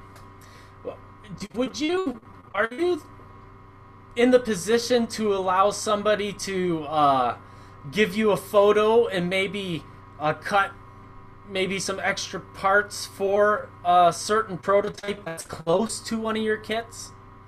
It's possible, yeah. I could, if the drawings that a guy would give me are pretty accurate, I could probably whip something up for a design fee of a sort. But in all honesty, it's a matter of time, right? How much time have you got to do the custom work versus keep up with the business and make the product out there in the market. So I can help. Depends on how serious of a change it is.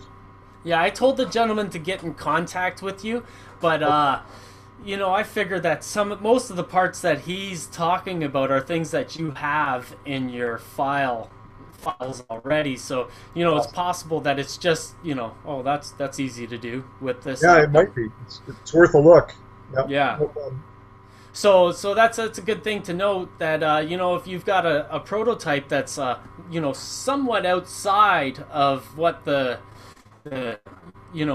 product looks like, just ask the manufacturer. These people are human. Like Nick's a great guy. He's easy to talk to. Thanks, Ron. So that's an important thing to understand, that we're not talking about a company that's manufacturing stuff in China, and the difference between manufacturing time and the sale is like 6 months of travel on a ship. We're talking about sometimes these kits are made after the order's done. Yeah. So you could have a possibility to not put extra work on Nick's hands, but maybe Nick has something on hand or an idea of to get your prototype as accurate as you want it to be. So, right? Yeah. So, what do we got on this show that I wanted to share with for Imagine That Laser Art? So, do you got any kits in queue? Oh yeah, got a bunch of stuff lined up. One of the things I probably could share with you guys, I've got a small rooftop kit that I'm about to launch. Can I share my desktop, Ron? Just show you a couple pictures. Absolutely. That's what we're all about. Okay, hang on a second.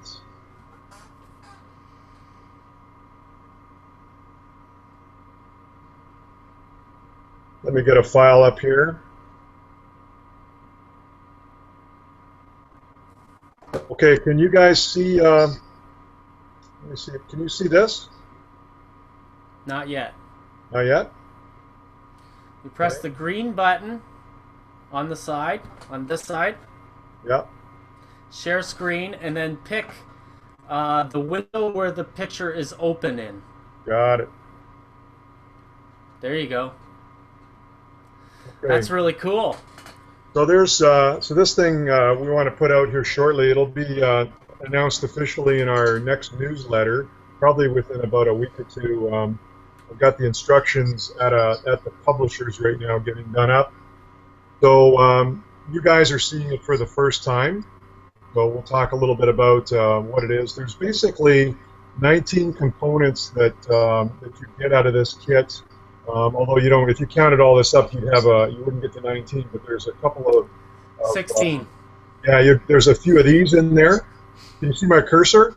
Yep. Yes. Yeah, there's a few extra of those in there, so that adds up to 19. So we got some ducting in here, which is similar to what Ron mentioned in that factory kit. Got the roof walkout. I got 4 chimneys. I got this awesome water tower that we can talk a little bit more about.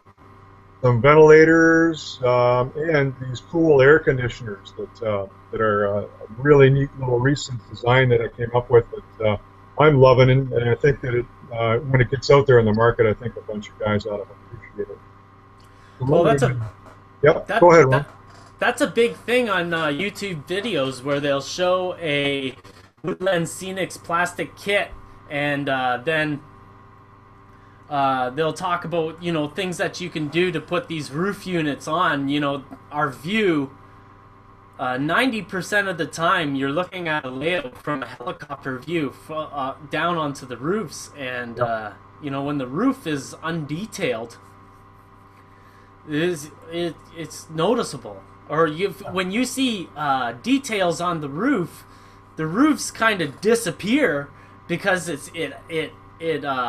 is like the mosaic along the layout now, because it's got the detail that it deserves and your mind is expecting.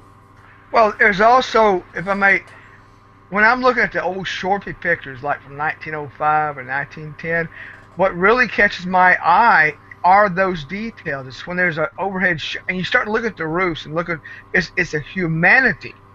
This is 100 years ago, and you're looking at a board laying there. You're looking at the ventilators, the way the chimney's hooked on. I mean, that's what grabs my eye.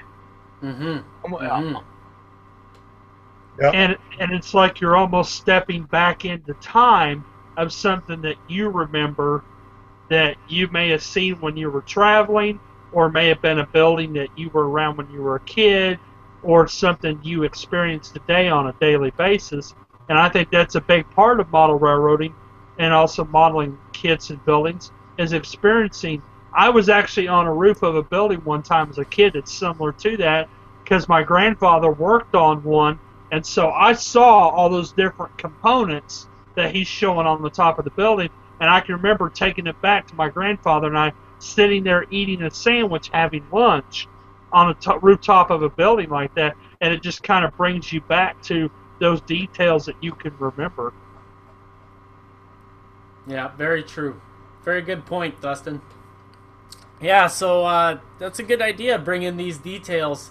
Just a small little, everybody's buying paint for all these kits and stuff like that. If you buy a $15 Woodland Scenics kit, this little addition isn't going to add too much to the cost. Is this going to be strictly HO?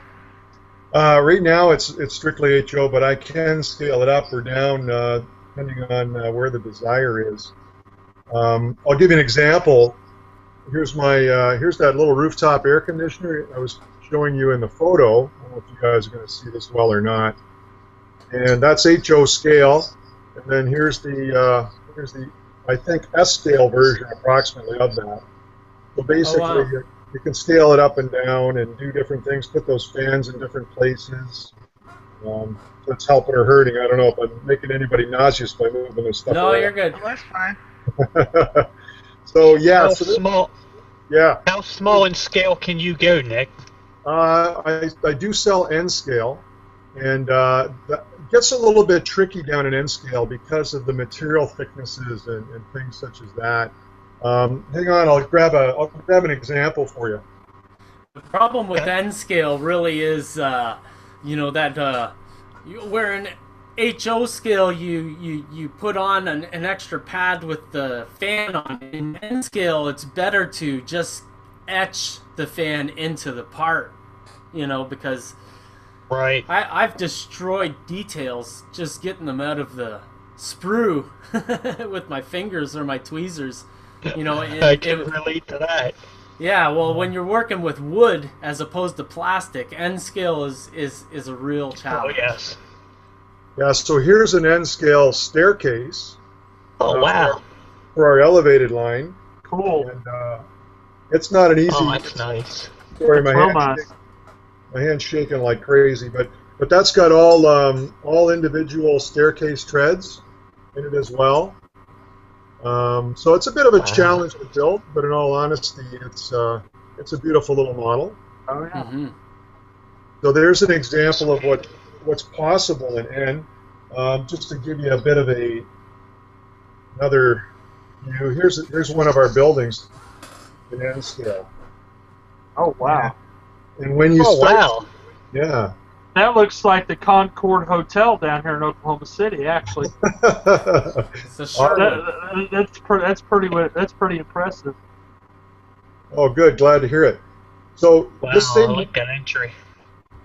This same model exists in HO scale in our product line, and even I can even do it in S and O scale. But when you get down to N scale, you can kind of see where the details get really, really fine, and you've got a bit of a limitation with the laser on what you can cut and how thin you can cut it. So that's just a small example of what's possible. But that's one of our products that's available out there today in N scale. Could I ask you what laser you're using? Just out of curiosity. Absolutely. I'm using an Epilogue Mini. It's a 12-inch by 18-inch laser. If I move over here like this, you'll see it down there in the lower left corner. Okay. The reason I'm asking, I was actually looking at an Epilogue, one of their videos, and they were demonstrating their high-end CO2 the size of a Volkswagen. I was like, holy Moses! Yeah, it's massive. This is a CO2 laser also. It's a 45-watt laser, so it's kind of it's powerful enough to cut all this wood. Obviously, you can cut plastics with it. You can't really cut steel or metal. but you can etch all that stuff. So it's a great little tool. It's not a cheap tool, I'll be honest with you, but it does some great stuff, and Epilog's been really good in terms of support as well. So I'd recommend those guys for Yeah, sure. I mean, that was, like I said, I was on their website, and they had a little video showing guy was using two different. I mean, that's impressive, but Yeah. I did a little research. The one they were showing, it was like 22 grand for the. I was like, okay. Yeah, that's basically their entry level price, I think, for some of their lasers. You can buy some of this stuff. I'm hearing, I haven't tried it, but you can buy Chinese knockoffs, for a couple of grand. But in all honesty, I don't know if I would trust the fact that you could get service and you could get support and things like that. So that's a risk. That's the detail right there I was going to want to bring across, is like when you buy something from China, the instructions are not even close to what you would like them to be. And just imagine what the support call would sound like. Epilog's a North American company. I don't know where they're located, but Colorado. you can contact these people and where their headquarters are, even if they do have a headquarters. Like in China, you never know what you're gonna get. Yeah, very true. I have a question from the chat for Nick from Manilow CSX. Says this is a question for Nick. Let's see. Is a modern era warehouse available? The warehouses like you see in an industrial park. Oh, okay. Hang on one sec. I don't know if this is going to be very modern. Depends on what his definition of modern might be, but this is an example of I believe it's a she. I believe.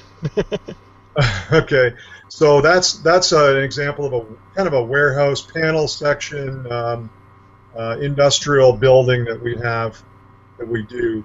I don't have any of the newer, the current, I guess, late 80s kind of stuff. No, I don't have that. We seem to be more into the brick mortar kind of transition era and earlier stuff that you see in the gritty downtowns of North America. Well, these are modern in the sense that they're still here, but yeah. You drive through Detroit, it's pretty much the only buildings that are still standing, kind of stuff. Absolutely, and you can modernize them in the sense of bricking up windows or treating them with brand new air conditioners on the roof and signage and stuff like that too. Yeah, if I pull into my kit, my doodads from my ITLA kit is I can pull out the inserts for the brick. You probably can't see that very well, but those are things that you pull out of the kit, and I always save them. I always save these things. I've got little bags like this all over the place. Yeah, it's such a good idea to brick up one or two windows. That's like making a brick that's one of those off bricks that's kind of a different color. Adds texture to your building. Well, I can go downtown Camden, South Carolina, down the main part of the street, and it's all. The front part of the buildings are basically modern, and there's a whole second and third story windows all bricked up because you see the bank, like the National Bank, well, I guess it was. Now it's like a boutique. But all the upper windows, at one time were it's just bricked up, but it's 2015, and the building's got like 1903 on the on the structure. It's just wild. Yep, very true. I hear you, Dustin. Talk to you later. Thanks for coming on. Guys, have a great day. Thanks again. Talk to you later. Bye. No, but my point I was just trying to say was that and people get so stuck on an era, and really it's the details that change the era. We were Ron and I were talking about this old corner bookstore. It's been around since 1712 in Boston. 1712. I said And 1850. you know what's right now? It's a Chipotle's. It's such a good structure too. I hope somebody doesn't do it before we get to do it. But oh my goodness, it's such a nice structure. I'm started on it, but I gotta work on the.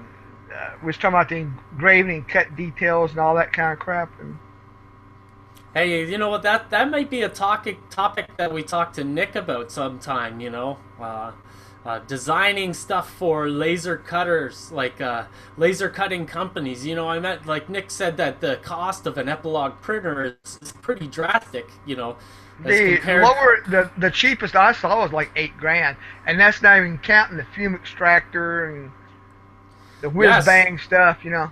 Yeah. So.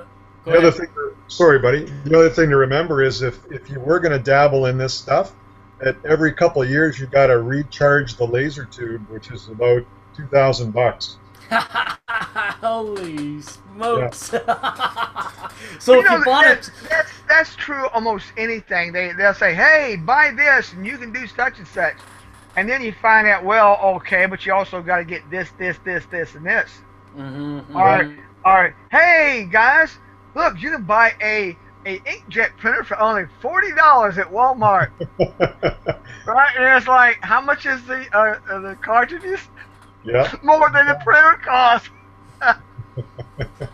And if you go and open up one of those printer cartridges that you bought with the printer, it's a piece of foam inside there, and you can, like, the ink's supposed to fill up the foam. It's just about this much of the foam is the color that you're looking for. If it's black thing, it's pure white. 3/4 of the foam, 90% of the foam is pure white, and you only get a itty bitty bit of black in the bottom. It's a scam. But anyways, getting back to the topic, is maybe it's a good topic for the show for Ed, for us to talk to Nick about what he would require if he wanted, if we had a custom kit to build, and what would make it easiest for him to be able to cut something custom for somebody. You know, like, what are the design files? What are the things that he needs? Not to take his business away from him, but to do all the hard parts ourselves, because, you know, nothing's done good enough for you unless you do it yourself, right? So if we were able to put together this bookstore and send it to Nick, what are the details that Nick requires to do that? You know, and that would probably translate. I was looking online, and one of the services that were doing laser cutting, and they were talking about the different colors that shows. It was, at least their software, it was shades of gray, depending on how deep the engraving was, and what colors were cuts and what color were engravings or gray shades. That the kerf, I guess the word for the laser beam, you know, and all that sort of stuff like that, because if we can do some gee whiz stuff, it doesn't do a damn bit of good if Nick has to go, well, sorry dude, but I can't cut this because you're a dumb butt, you know. I wouldn't say that. Yeah, well. He would text it. I might text it. I might etch it into my neck. Yeah, no, I do. The reason I'm just saying it, I do 3D mesh stuff for people. Okay. And I'm like, I get frustrated, like, can't you read? Well, you could, I could work with you guys in the future. It's no problem. A line drawing, like you're suggesting, the different grays and black tones really tell the laser how deep to etch. The simplest way to put it. Right. So black is deep, and then like a 50% black would be obviously 50% less deep of an etch. And then you've got different thicknesses of lines for cutting and stuff like that. So I could help you with all that. Yeah, what's your preferred? What was DXF? Is that the? Well, you could do. What do you design in? What software are you using? I use SketchUp because I'm doing 3D stuff.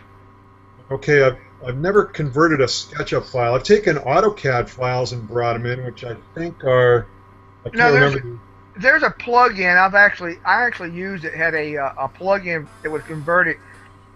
I didn't play with it. I did one DXF file and I sent it to somebody, and he actually worked on his thing. So, it's doable, but I know that like CorelDRAW or something like that's preferred, and that's fine. I was just curious.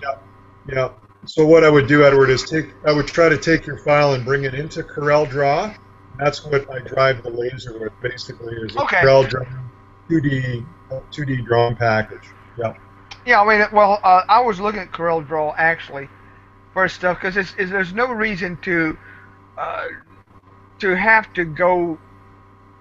You might as well go to the correct software. Yeah, reduce the amount of work.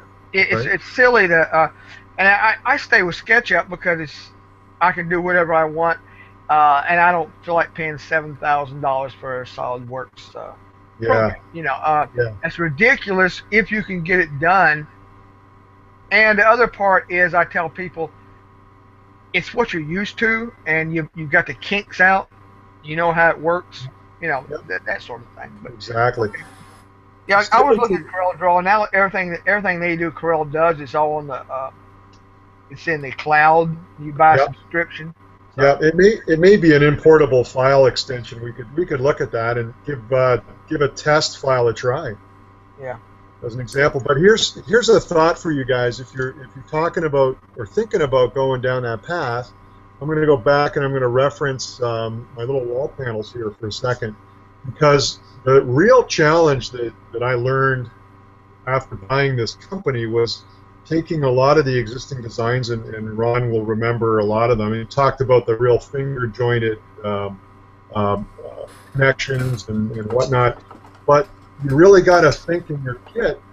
If you're going to build a one-of, you can probably get away with things that don't fit, and you can make wall sections fit. You could do it one time. But if you're going to make something that is intended to be repeatable, and that you're going to sell to somebody or that you're going to offer a limited run to, you got to think of the engineering behind the kit build itself, right? Mm-hmm. So how do the parts go together? Can they go together reliably and repeatedly? You know, could they be? You know, when I design that wall section, can I take the right thickness, prescribed piece of brickwork and cover that joint effectively like a pilaster? You know, so all of that kind of engineering thought has to go into your kit, and that's really what, you know. I honestly enjoy that to a degree. I know it maybe sounds weird, but that's kind of the challenge in making these things is to make them repeatable, come up with a method that makes it easy for the modeler to put together, and you know you can build it with efficiency. I as a manufacturer can make it with efficiency. Those are the challenges that you got to think about as well. That's a good point. I just recently built this kit from a company, 3D Puzzles, I think. And in the instructions, he referenced the fact that the corners are mitered, right? But when I got the kit, the corners are not mitered, which just tells me that, you know, when he first designed the kit and wrote the instructions, he had a great idea about what he could do to manufacture this kit with carpentry techniques. And it's just real hard to put a miter on one of these pieces of wood. You know, so that's a good point, you know, to think about the engineering of the kit, you know, and because of this kit has a stone out exterior, it's really hard to put a pilaster outside on the outside, so you really got to think about how you're doing it, and I just put pieces of stick on the inside. Yep. You know, but, yeah. But that's a good point. That's the same thing if you're when I'm just still here just for just a second. This is some light fixtures I was doing, and the engineering trying to figure how to make the parts fit together, but also you're within the constraints of the printing process. And people will come up and say, well, can't you do such and such? Wouldn't that be neat? I say, yeah, that'd be neat, but you can't do that, or it's not. You got to hook it to a sprue. It's got to, you know, and that's all. Like you were saying, that's the fun part. I just trying to figure it to make it so that this part here, I got a sprue hooked to the inside so it don't show in the light globe, right? Yep. And here's the little cap. Well, I got to make a cutout to fit over where the little sprue breaks off, so it, you know, and that's the sort of fun you're like, well, that's, what are you doing? Oh, I'm having fun. Yeah. And if you want to get even weirder, Edward, then you start to think about, because as a modeler, all of us are, you start to think about, well, how do I clean up that little tiny joint that I had left with the sprue? Do I want it on a show surface or near a show surface? Or do I want to bury it somewhere where I know it's going to get hidden? Right? Yeah. So that's the other level of thinking that you can apply too. Yeah, when you first bought the company, we had a discussion about wood grain. Yes. I don't know, you remember that. And when you got these parts in a sprue, when the wood grain is opposite to the little tab, when you twist it, it pulls a piece off of the window, right? Yeah. But if you do it with the grain, or maybe I'm saying it opposite, I don't know. When you twist that window, it just pops right off because it breaks with the grain.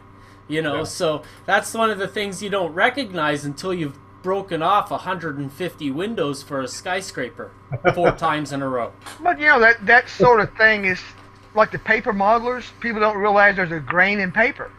Mm-hmm. Yeah. It will bend easier in one direction or roll in one direction because it's when the paper is manufactured, it's laid down. It actually has a grain to it. Yeah. And that's the sort of thing that you can use to your advantage if you're no, you can. Yeah, that's a good point. Well, you know what though? But you're on the right path though, Edward, because I use grain to my advantage. I have to, because a lot of the parts that have to get shaped, you need to take that grain as your advantage for flexibility. So, hang on, I'll show you something else. The water tower being a good example. Yep. That might be what he's showing. You got it. The water tower is a good example. Maybe I'll hang on one second here. This is some good content here, Nick. Thank you. This is all free flow. Yeah. So here's an example of, there's the water tank skin that comes in those kits. Okay, and when you're done in your water tank, it's going to look like this, where she's been wrapped around a core. But you can't wrap it without pre-soaking this in water and forming it around a core of the same size as that water tank. So that when I cut this, if you look, well, you'll probably not see the grain. See, the grain goes up and down in this picture?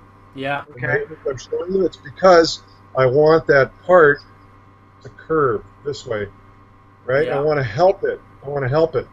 If I cut that part the other direction, I would have a really hard time wrapping that guy.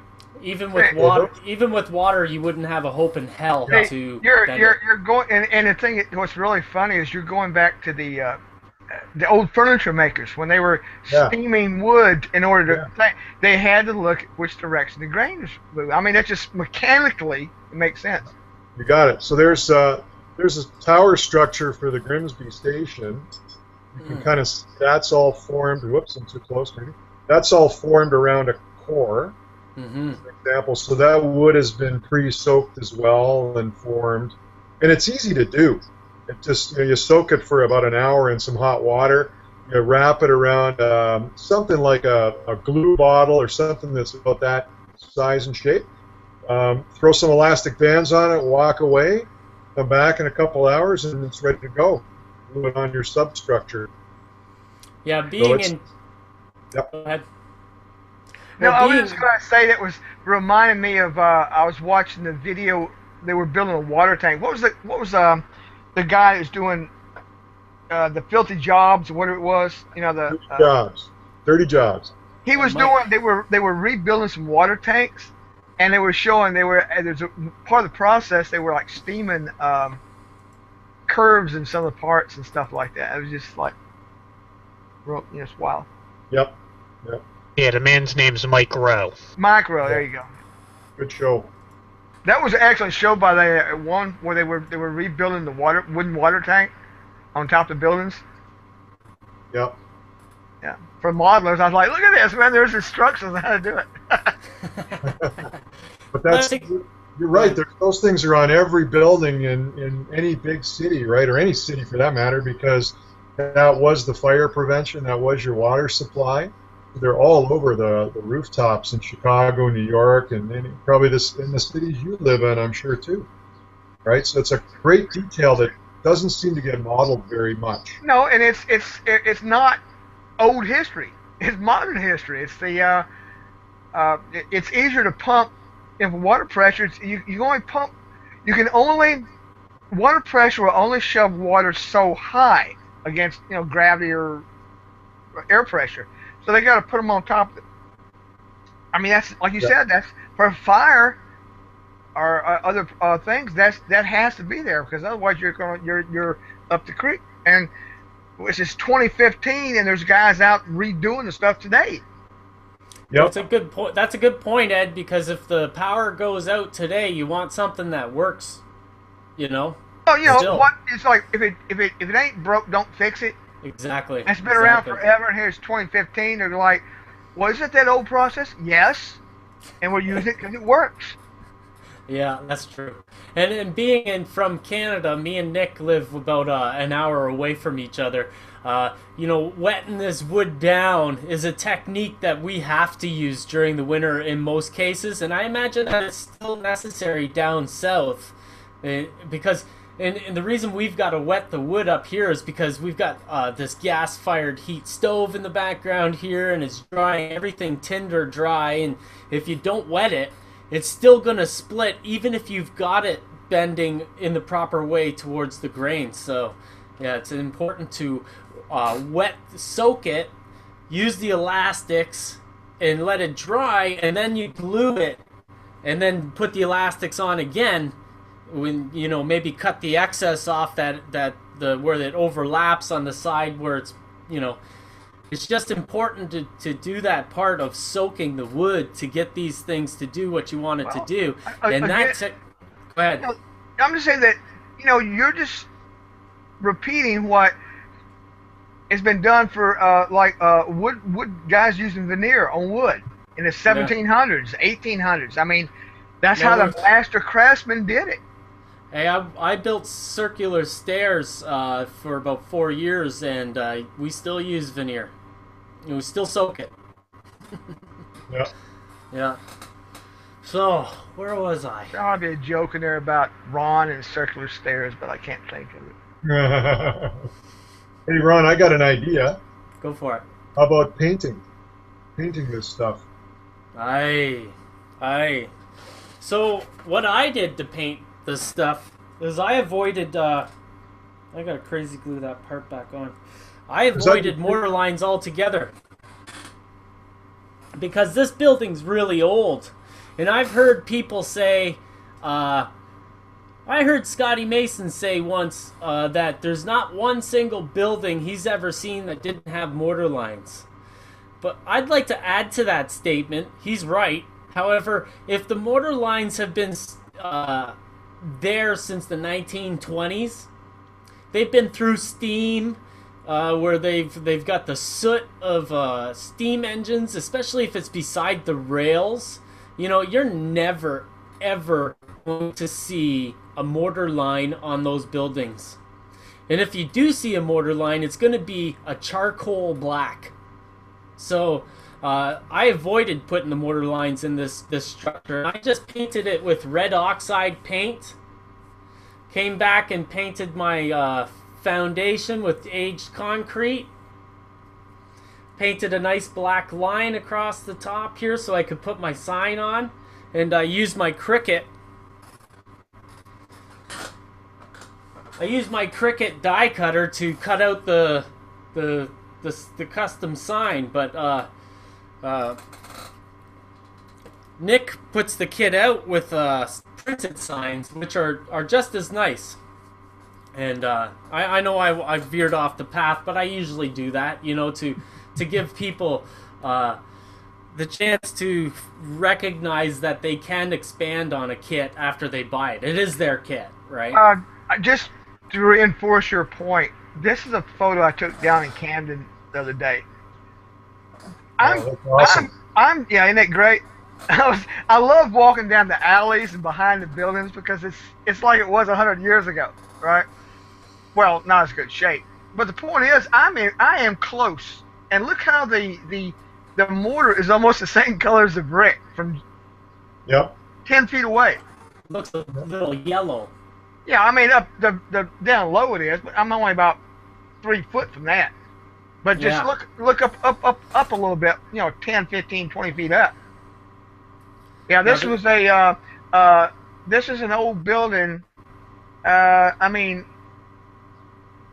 Now the modeling challenge I see with that is the multicolored bricks. But you notice the newer brick is a yellow, but look up above, up there, it's all dark. It's you can't really see the mortar. Yeah. Yeah, that's true. And the mortar has been worn away with acid rain and all that jazz, further obscuring the view of it. You're right. I love it though. That's an awesome photo, Edwin. Yeah, that's as best I could get because the alley's so narrow. I'm like leaning back, like I want to get on like a selfie stick so I can actually get up there and well, that poor thing. What got me is up here. They got ventilation using the brick itself. Yeah. Oh my God, Ed. You know what? There's one thing seeing you walk around town with the camera taking pictures of people's buildings, but with a selfie stick, man, I'd like to see a third-person view of that. Yeah, I had a cop eyeballing me the other day when I was taking pictures. Yeah. Some guy walking down alleys. Yeah, you got to wonder what he's up to. Yeah. Like, You're no, too honest. I'm just a model railroader. You know what? Being a model railroader is better in their eyes than a rail fan. I saw somebody waving a tripod in the background. He's got an idea. Check this out.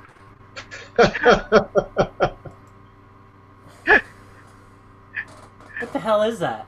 It's a jack holding with a beam holding up this part of the wall. Look at It's a permanent fixture. Yeah. Actually, it looks like it's embedded in the cinder blocks below. Yeah, it goes right down to the lintel. Wow. The bottom of the window is actually filled in with blocks. Yeah. It's a floor jack. Yeah. And he's holding up like a 4x4, which is holding up this part of the wall. Wow. I love that stuff. That's like the details. Like, like what is that? Mm-hmm. Yeah. Hey Ron, let me show you a wall section here with some coloration that you might find interesting, guys. We talked about different color. I don't know if it's going to show well or not. It's good. We talked about different colors and different tones and stuff in the brick. You can see here where we're starting to achieve that by putting, by adding layers of like really, really thinned out paint. Mm-hmm. These are all water-based acrylics, very simple stuff like, actually like this right here. It's reading backwards, but that's just an Americana. No, it's straight for us. It's just backwards for you. That's the beauty of broadcast. But actually, I had a conversation with Pierre Oliver. I love it.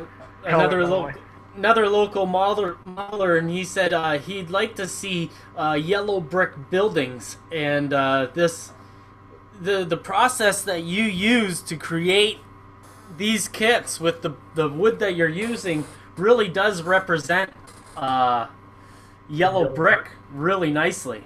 Nicely. I'm not going to look at the photo I got right there on the screen. That's how many colors you see? I mean, this is. Oh yeah. You got yellow. You got somebody had this thing named blue at one time. Yep. But there's red brick. And you can see here. This is the original brick.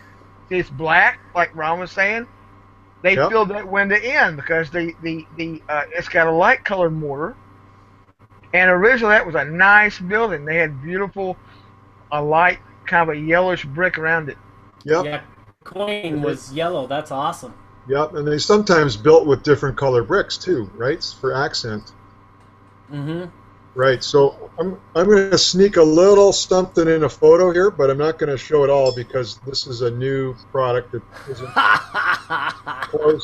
isn't there yet. But you can see the yellow brick. Oh my God, that Okay. looks beautiful. I love it. I love it. So you guys are getting another preview. Let me see if I can turn the side so you can kind of see some of those parts that are. These are those rooftop kit parts I was talking about. Don't tell anybody, but I think it's a hotel. Hey, you know it's a Leto.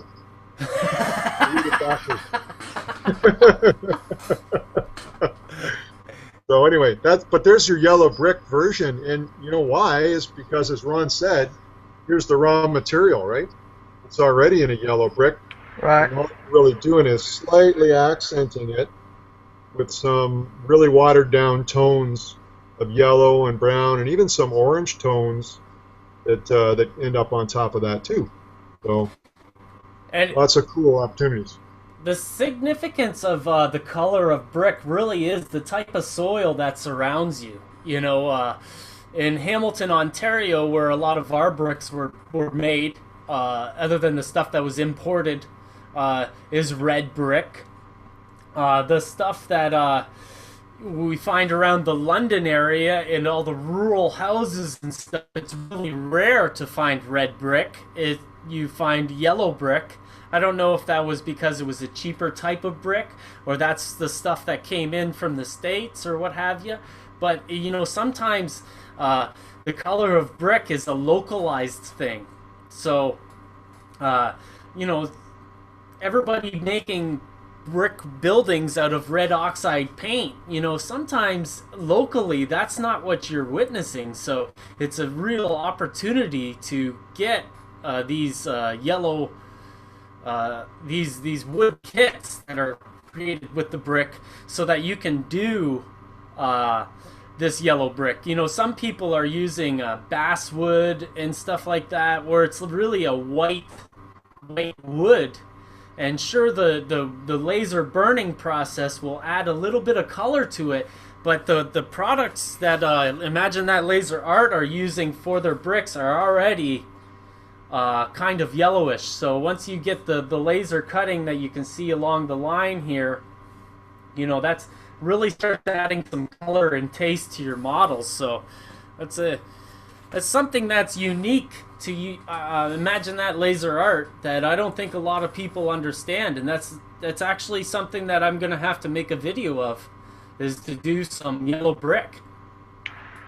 There's a picture of Camden, South Carolina, and they used both the red brick and the yellow. Yeah, that's pretty neat. That's And neat. What gets me is you look off the fancy front, you look down the side, it's all falling apart. It's rotting. Well, that they used the prime bricks for the front Oh, that's face right, of yeah. the building, and then The good stuff was on the front, and they didn't care about the side. and I on the didn't think about that. side you'll see multicolored bricks and orangey colored bricks as opposed to red. I imagine the grade, the stuff on the front were a higher grade and more costly, and then the secondary brick was for the side that didn't show. Yeah, you're right. Yeah. Mm-hmm. Wow. Damn, you're good. You knew that already, I'm sure. Yeah, You're I just did. playing. I You've been forgot. playing me up all show today. I don't know what the heck's going on with you guys. What did I do? Because you're a wonderful guy.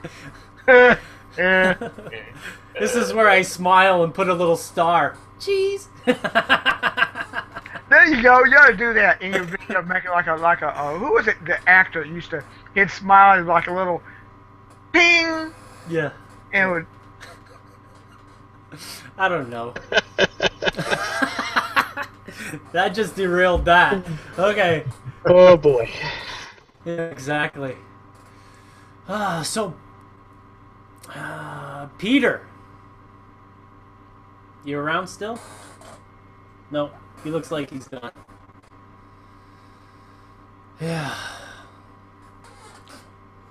We've been on for 2 hours. Is there anything you guys would like to add to the show today? Oh, I think I added my 2 cents pretty well this time around.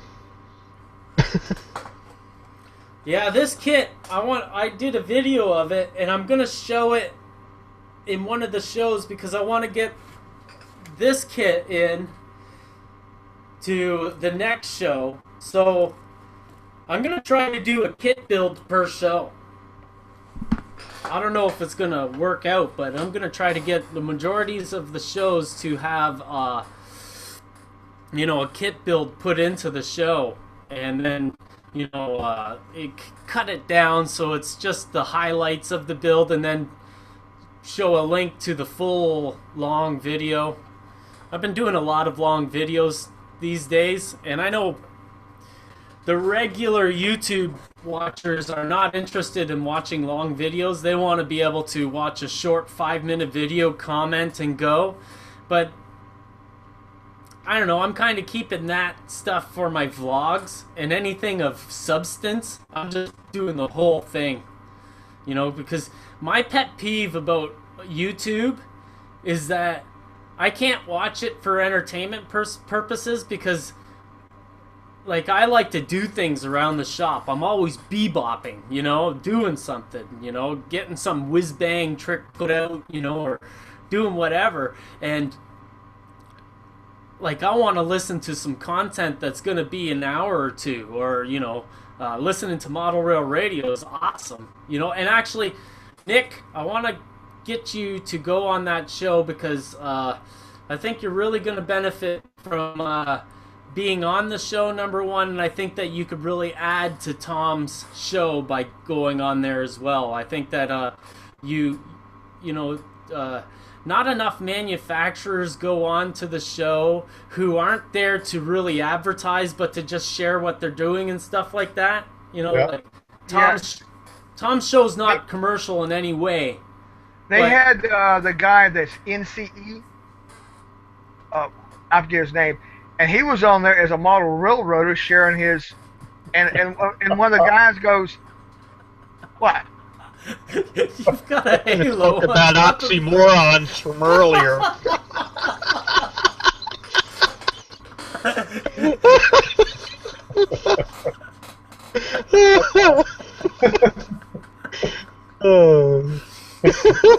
But he was on there doing his model railroad stuff, and somebody goes, "By the way, you know who this is?" Okay. I'm glad you're a happy guy. I'll think of a name for you. Not the Big Bopper, he's dead, but the Canadian Bopper or something. The London Bopper. The London Bopper. This is golden. The golden halo. Maybe that's what you...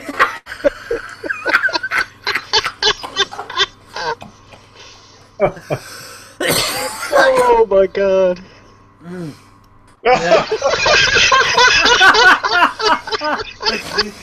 Yeah, but I digress. The cat in the hat.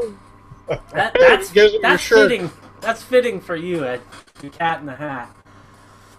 Oh my gosh. That's hilarious. This is some good stuff. We need the little smile. The smile thing. The power of Hangouts. Oh, I almost died there laughing. Holy smokes.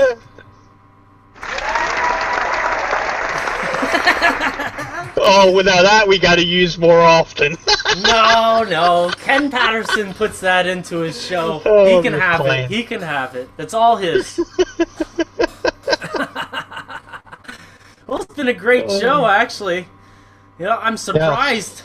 I'm surprised at the accomplishments that Dustin has done since we've met him. That's great. Yeah, when we first met him, I gotta be honest, You know, like anybody out there, you gotta first understand that, you know, people are passionate about what they do. But on the other hand, you gotta, you gotta give people credit.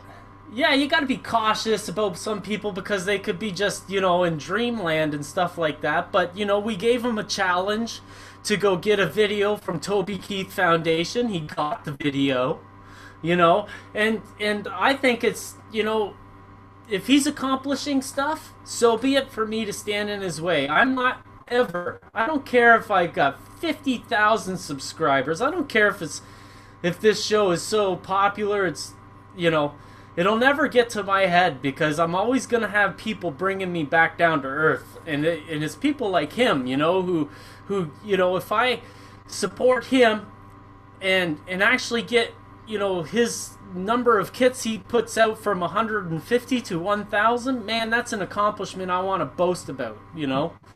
And he did put me in touch with the his chairman for the Maryland chapter, and I've got his Facebook and all, and I'll be in touch with him. He got an MBA. You got to admit, we've talked about this before. This internet, this Hangout, the Skype, in just a couple of weeks. You know, it's from the time, hey, Lon, this is Dustin. He's making, you know, he's doing train sets or displays for children. Now he's like talking to Walters and da. You know, it's pretty cool. I think he was. It just does that. I think he was in touch with Walters before us. I know, but however, you know, yeah, you're right, yeah, you know, and it's like,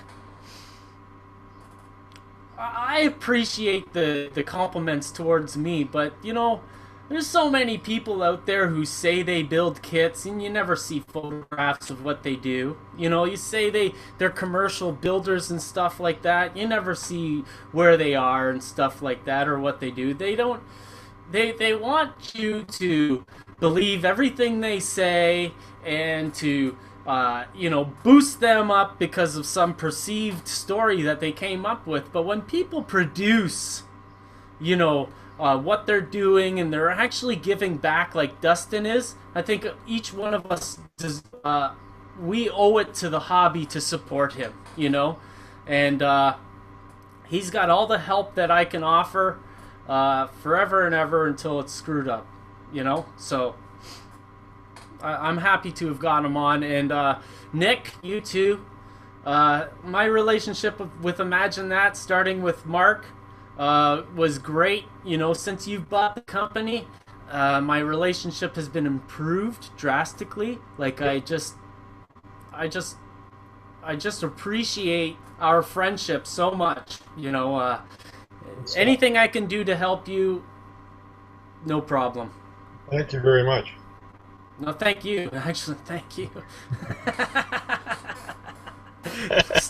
Sticking around when I have my little faux pas. So I think I'm gonna wrap up the show today. You know, I think 2 hours is nice. You know, it starts to get longer than that. You know, we'd have to have more presenters come on, and you know, I think we're gonna do that some Sundays. You know, where I'll jump off after 2 hours and somebody else takes on the hosting role and goes like that. But I think I'm going to wrap it up today. This was a good show. Thank you, everybody, for coming on. Thanks, Ron. Good show. Yep, Glad to be here, buddy. Good show. Yeah, good thank show. you, Ed. Okay, talk to you guys later.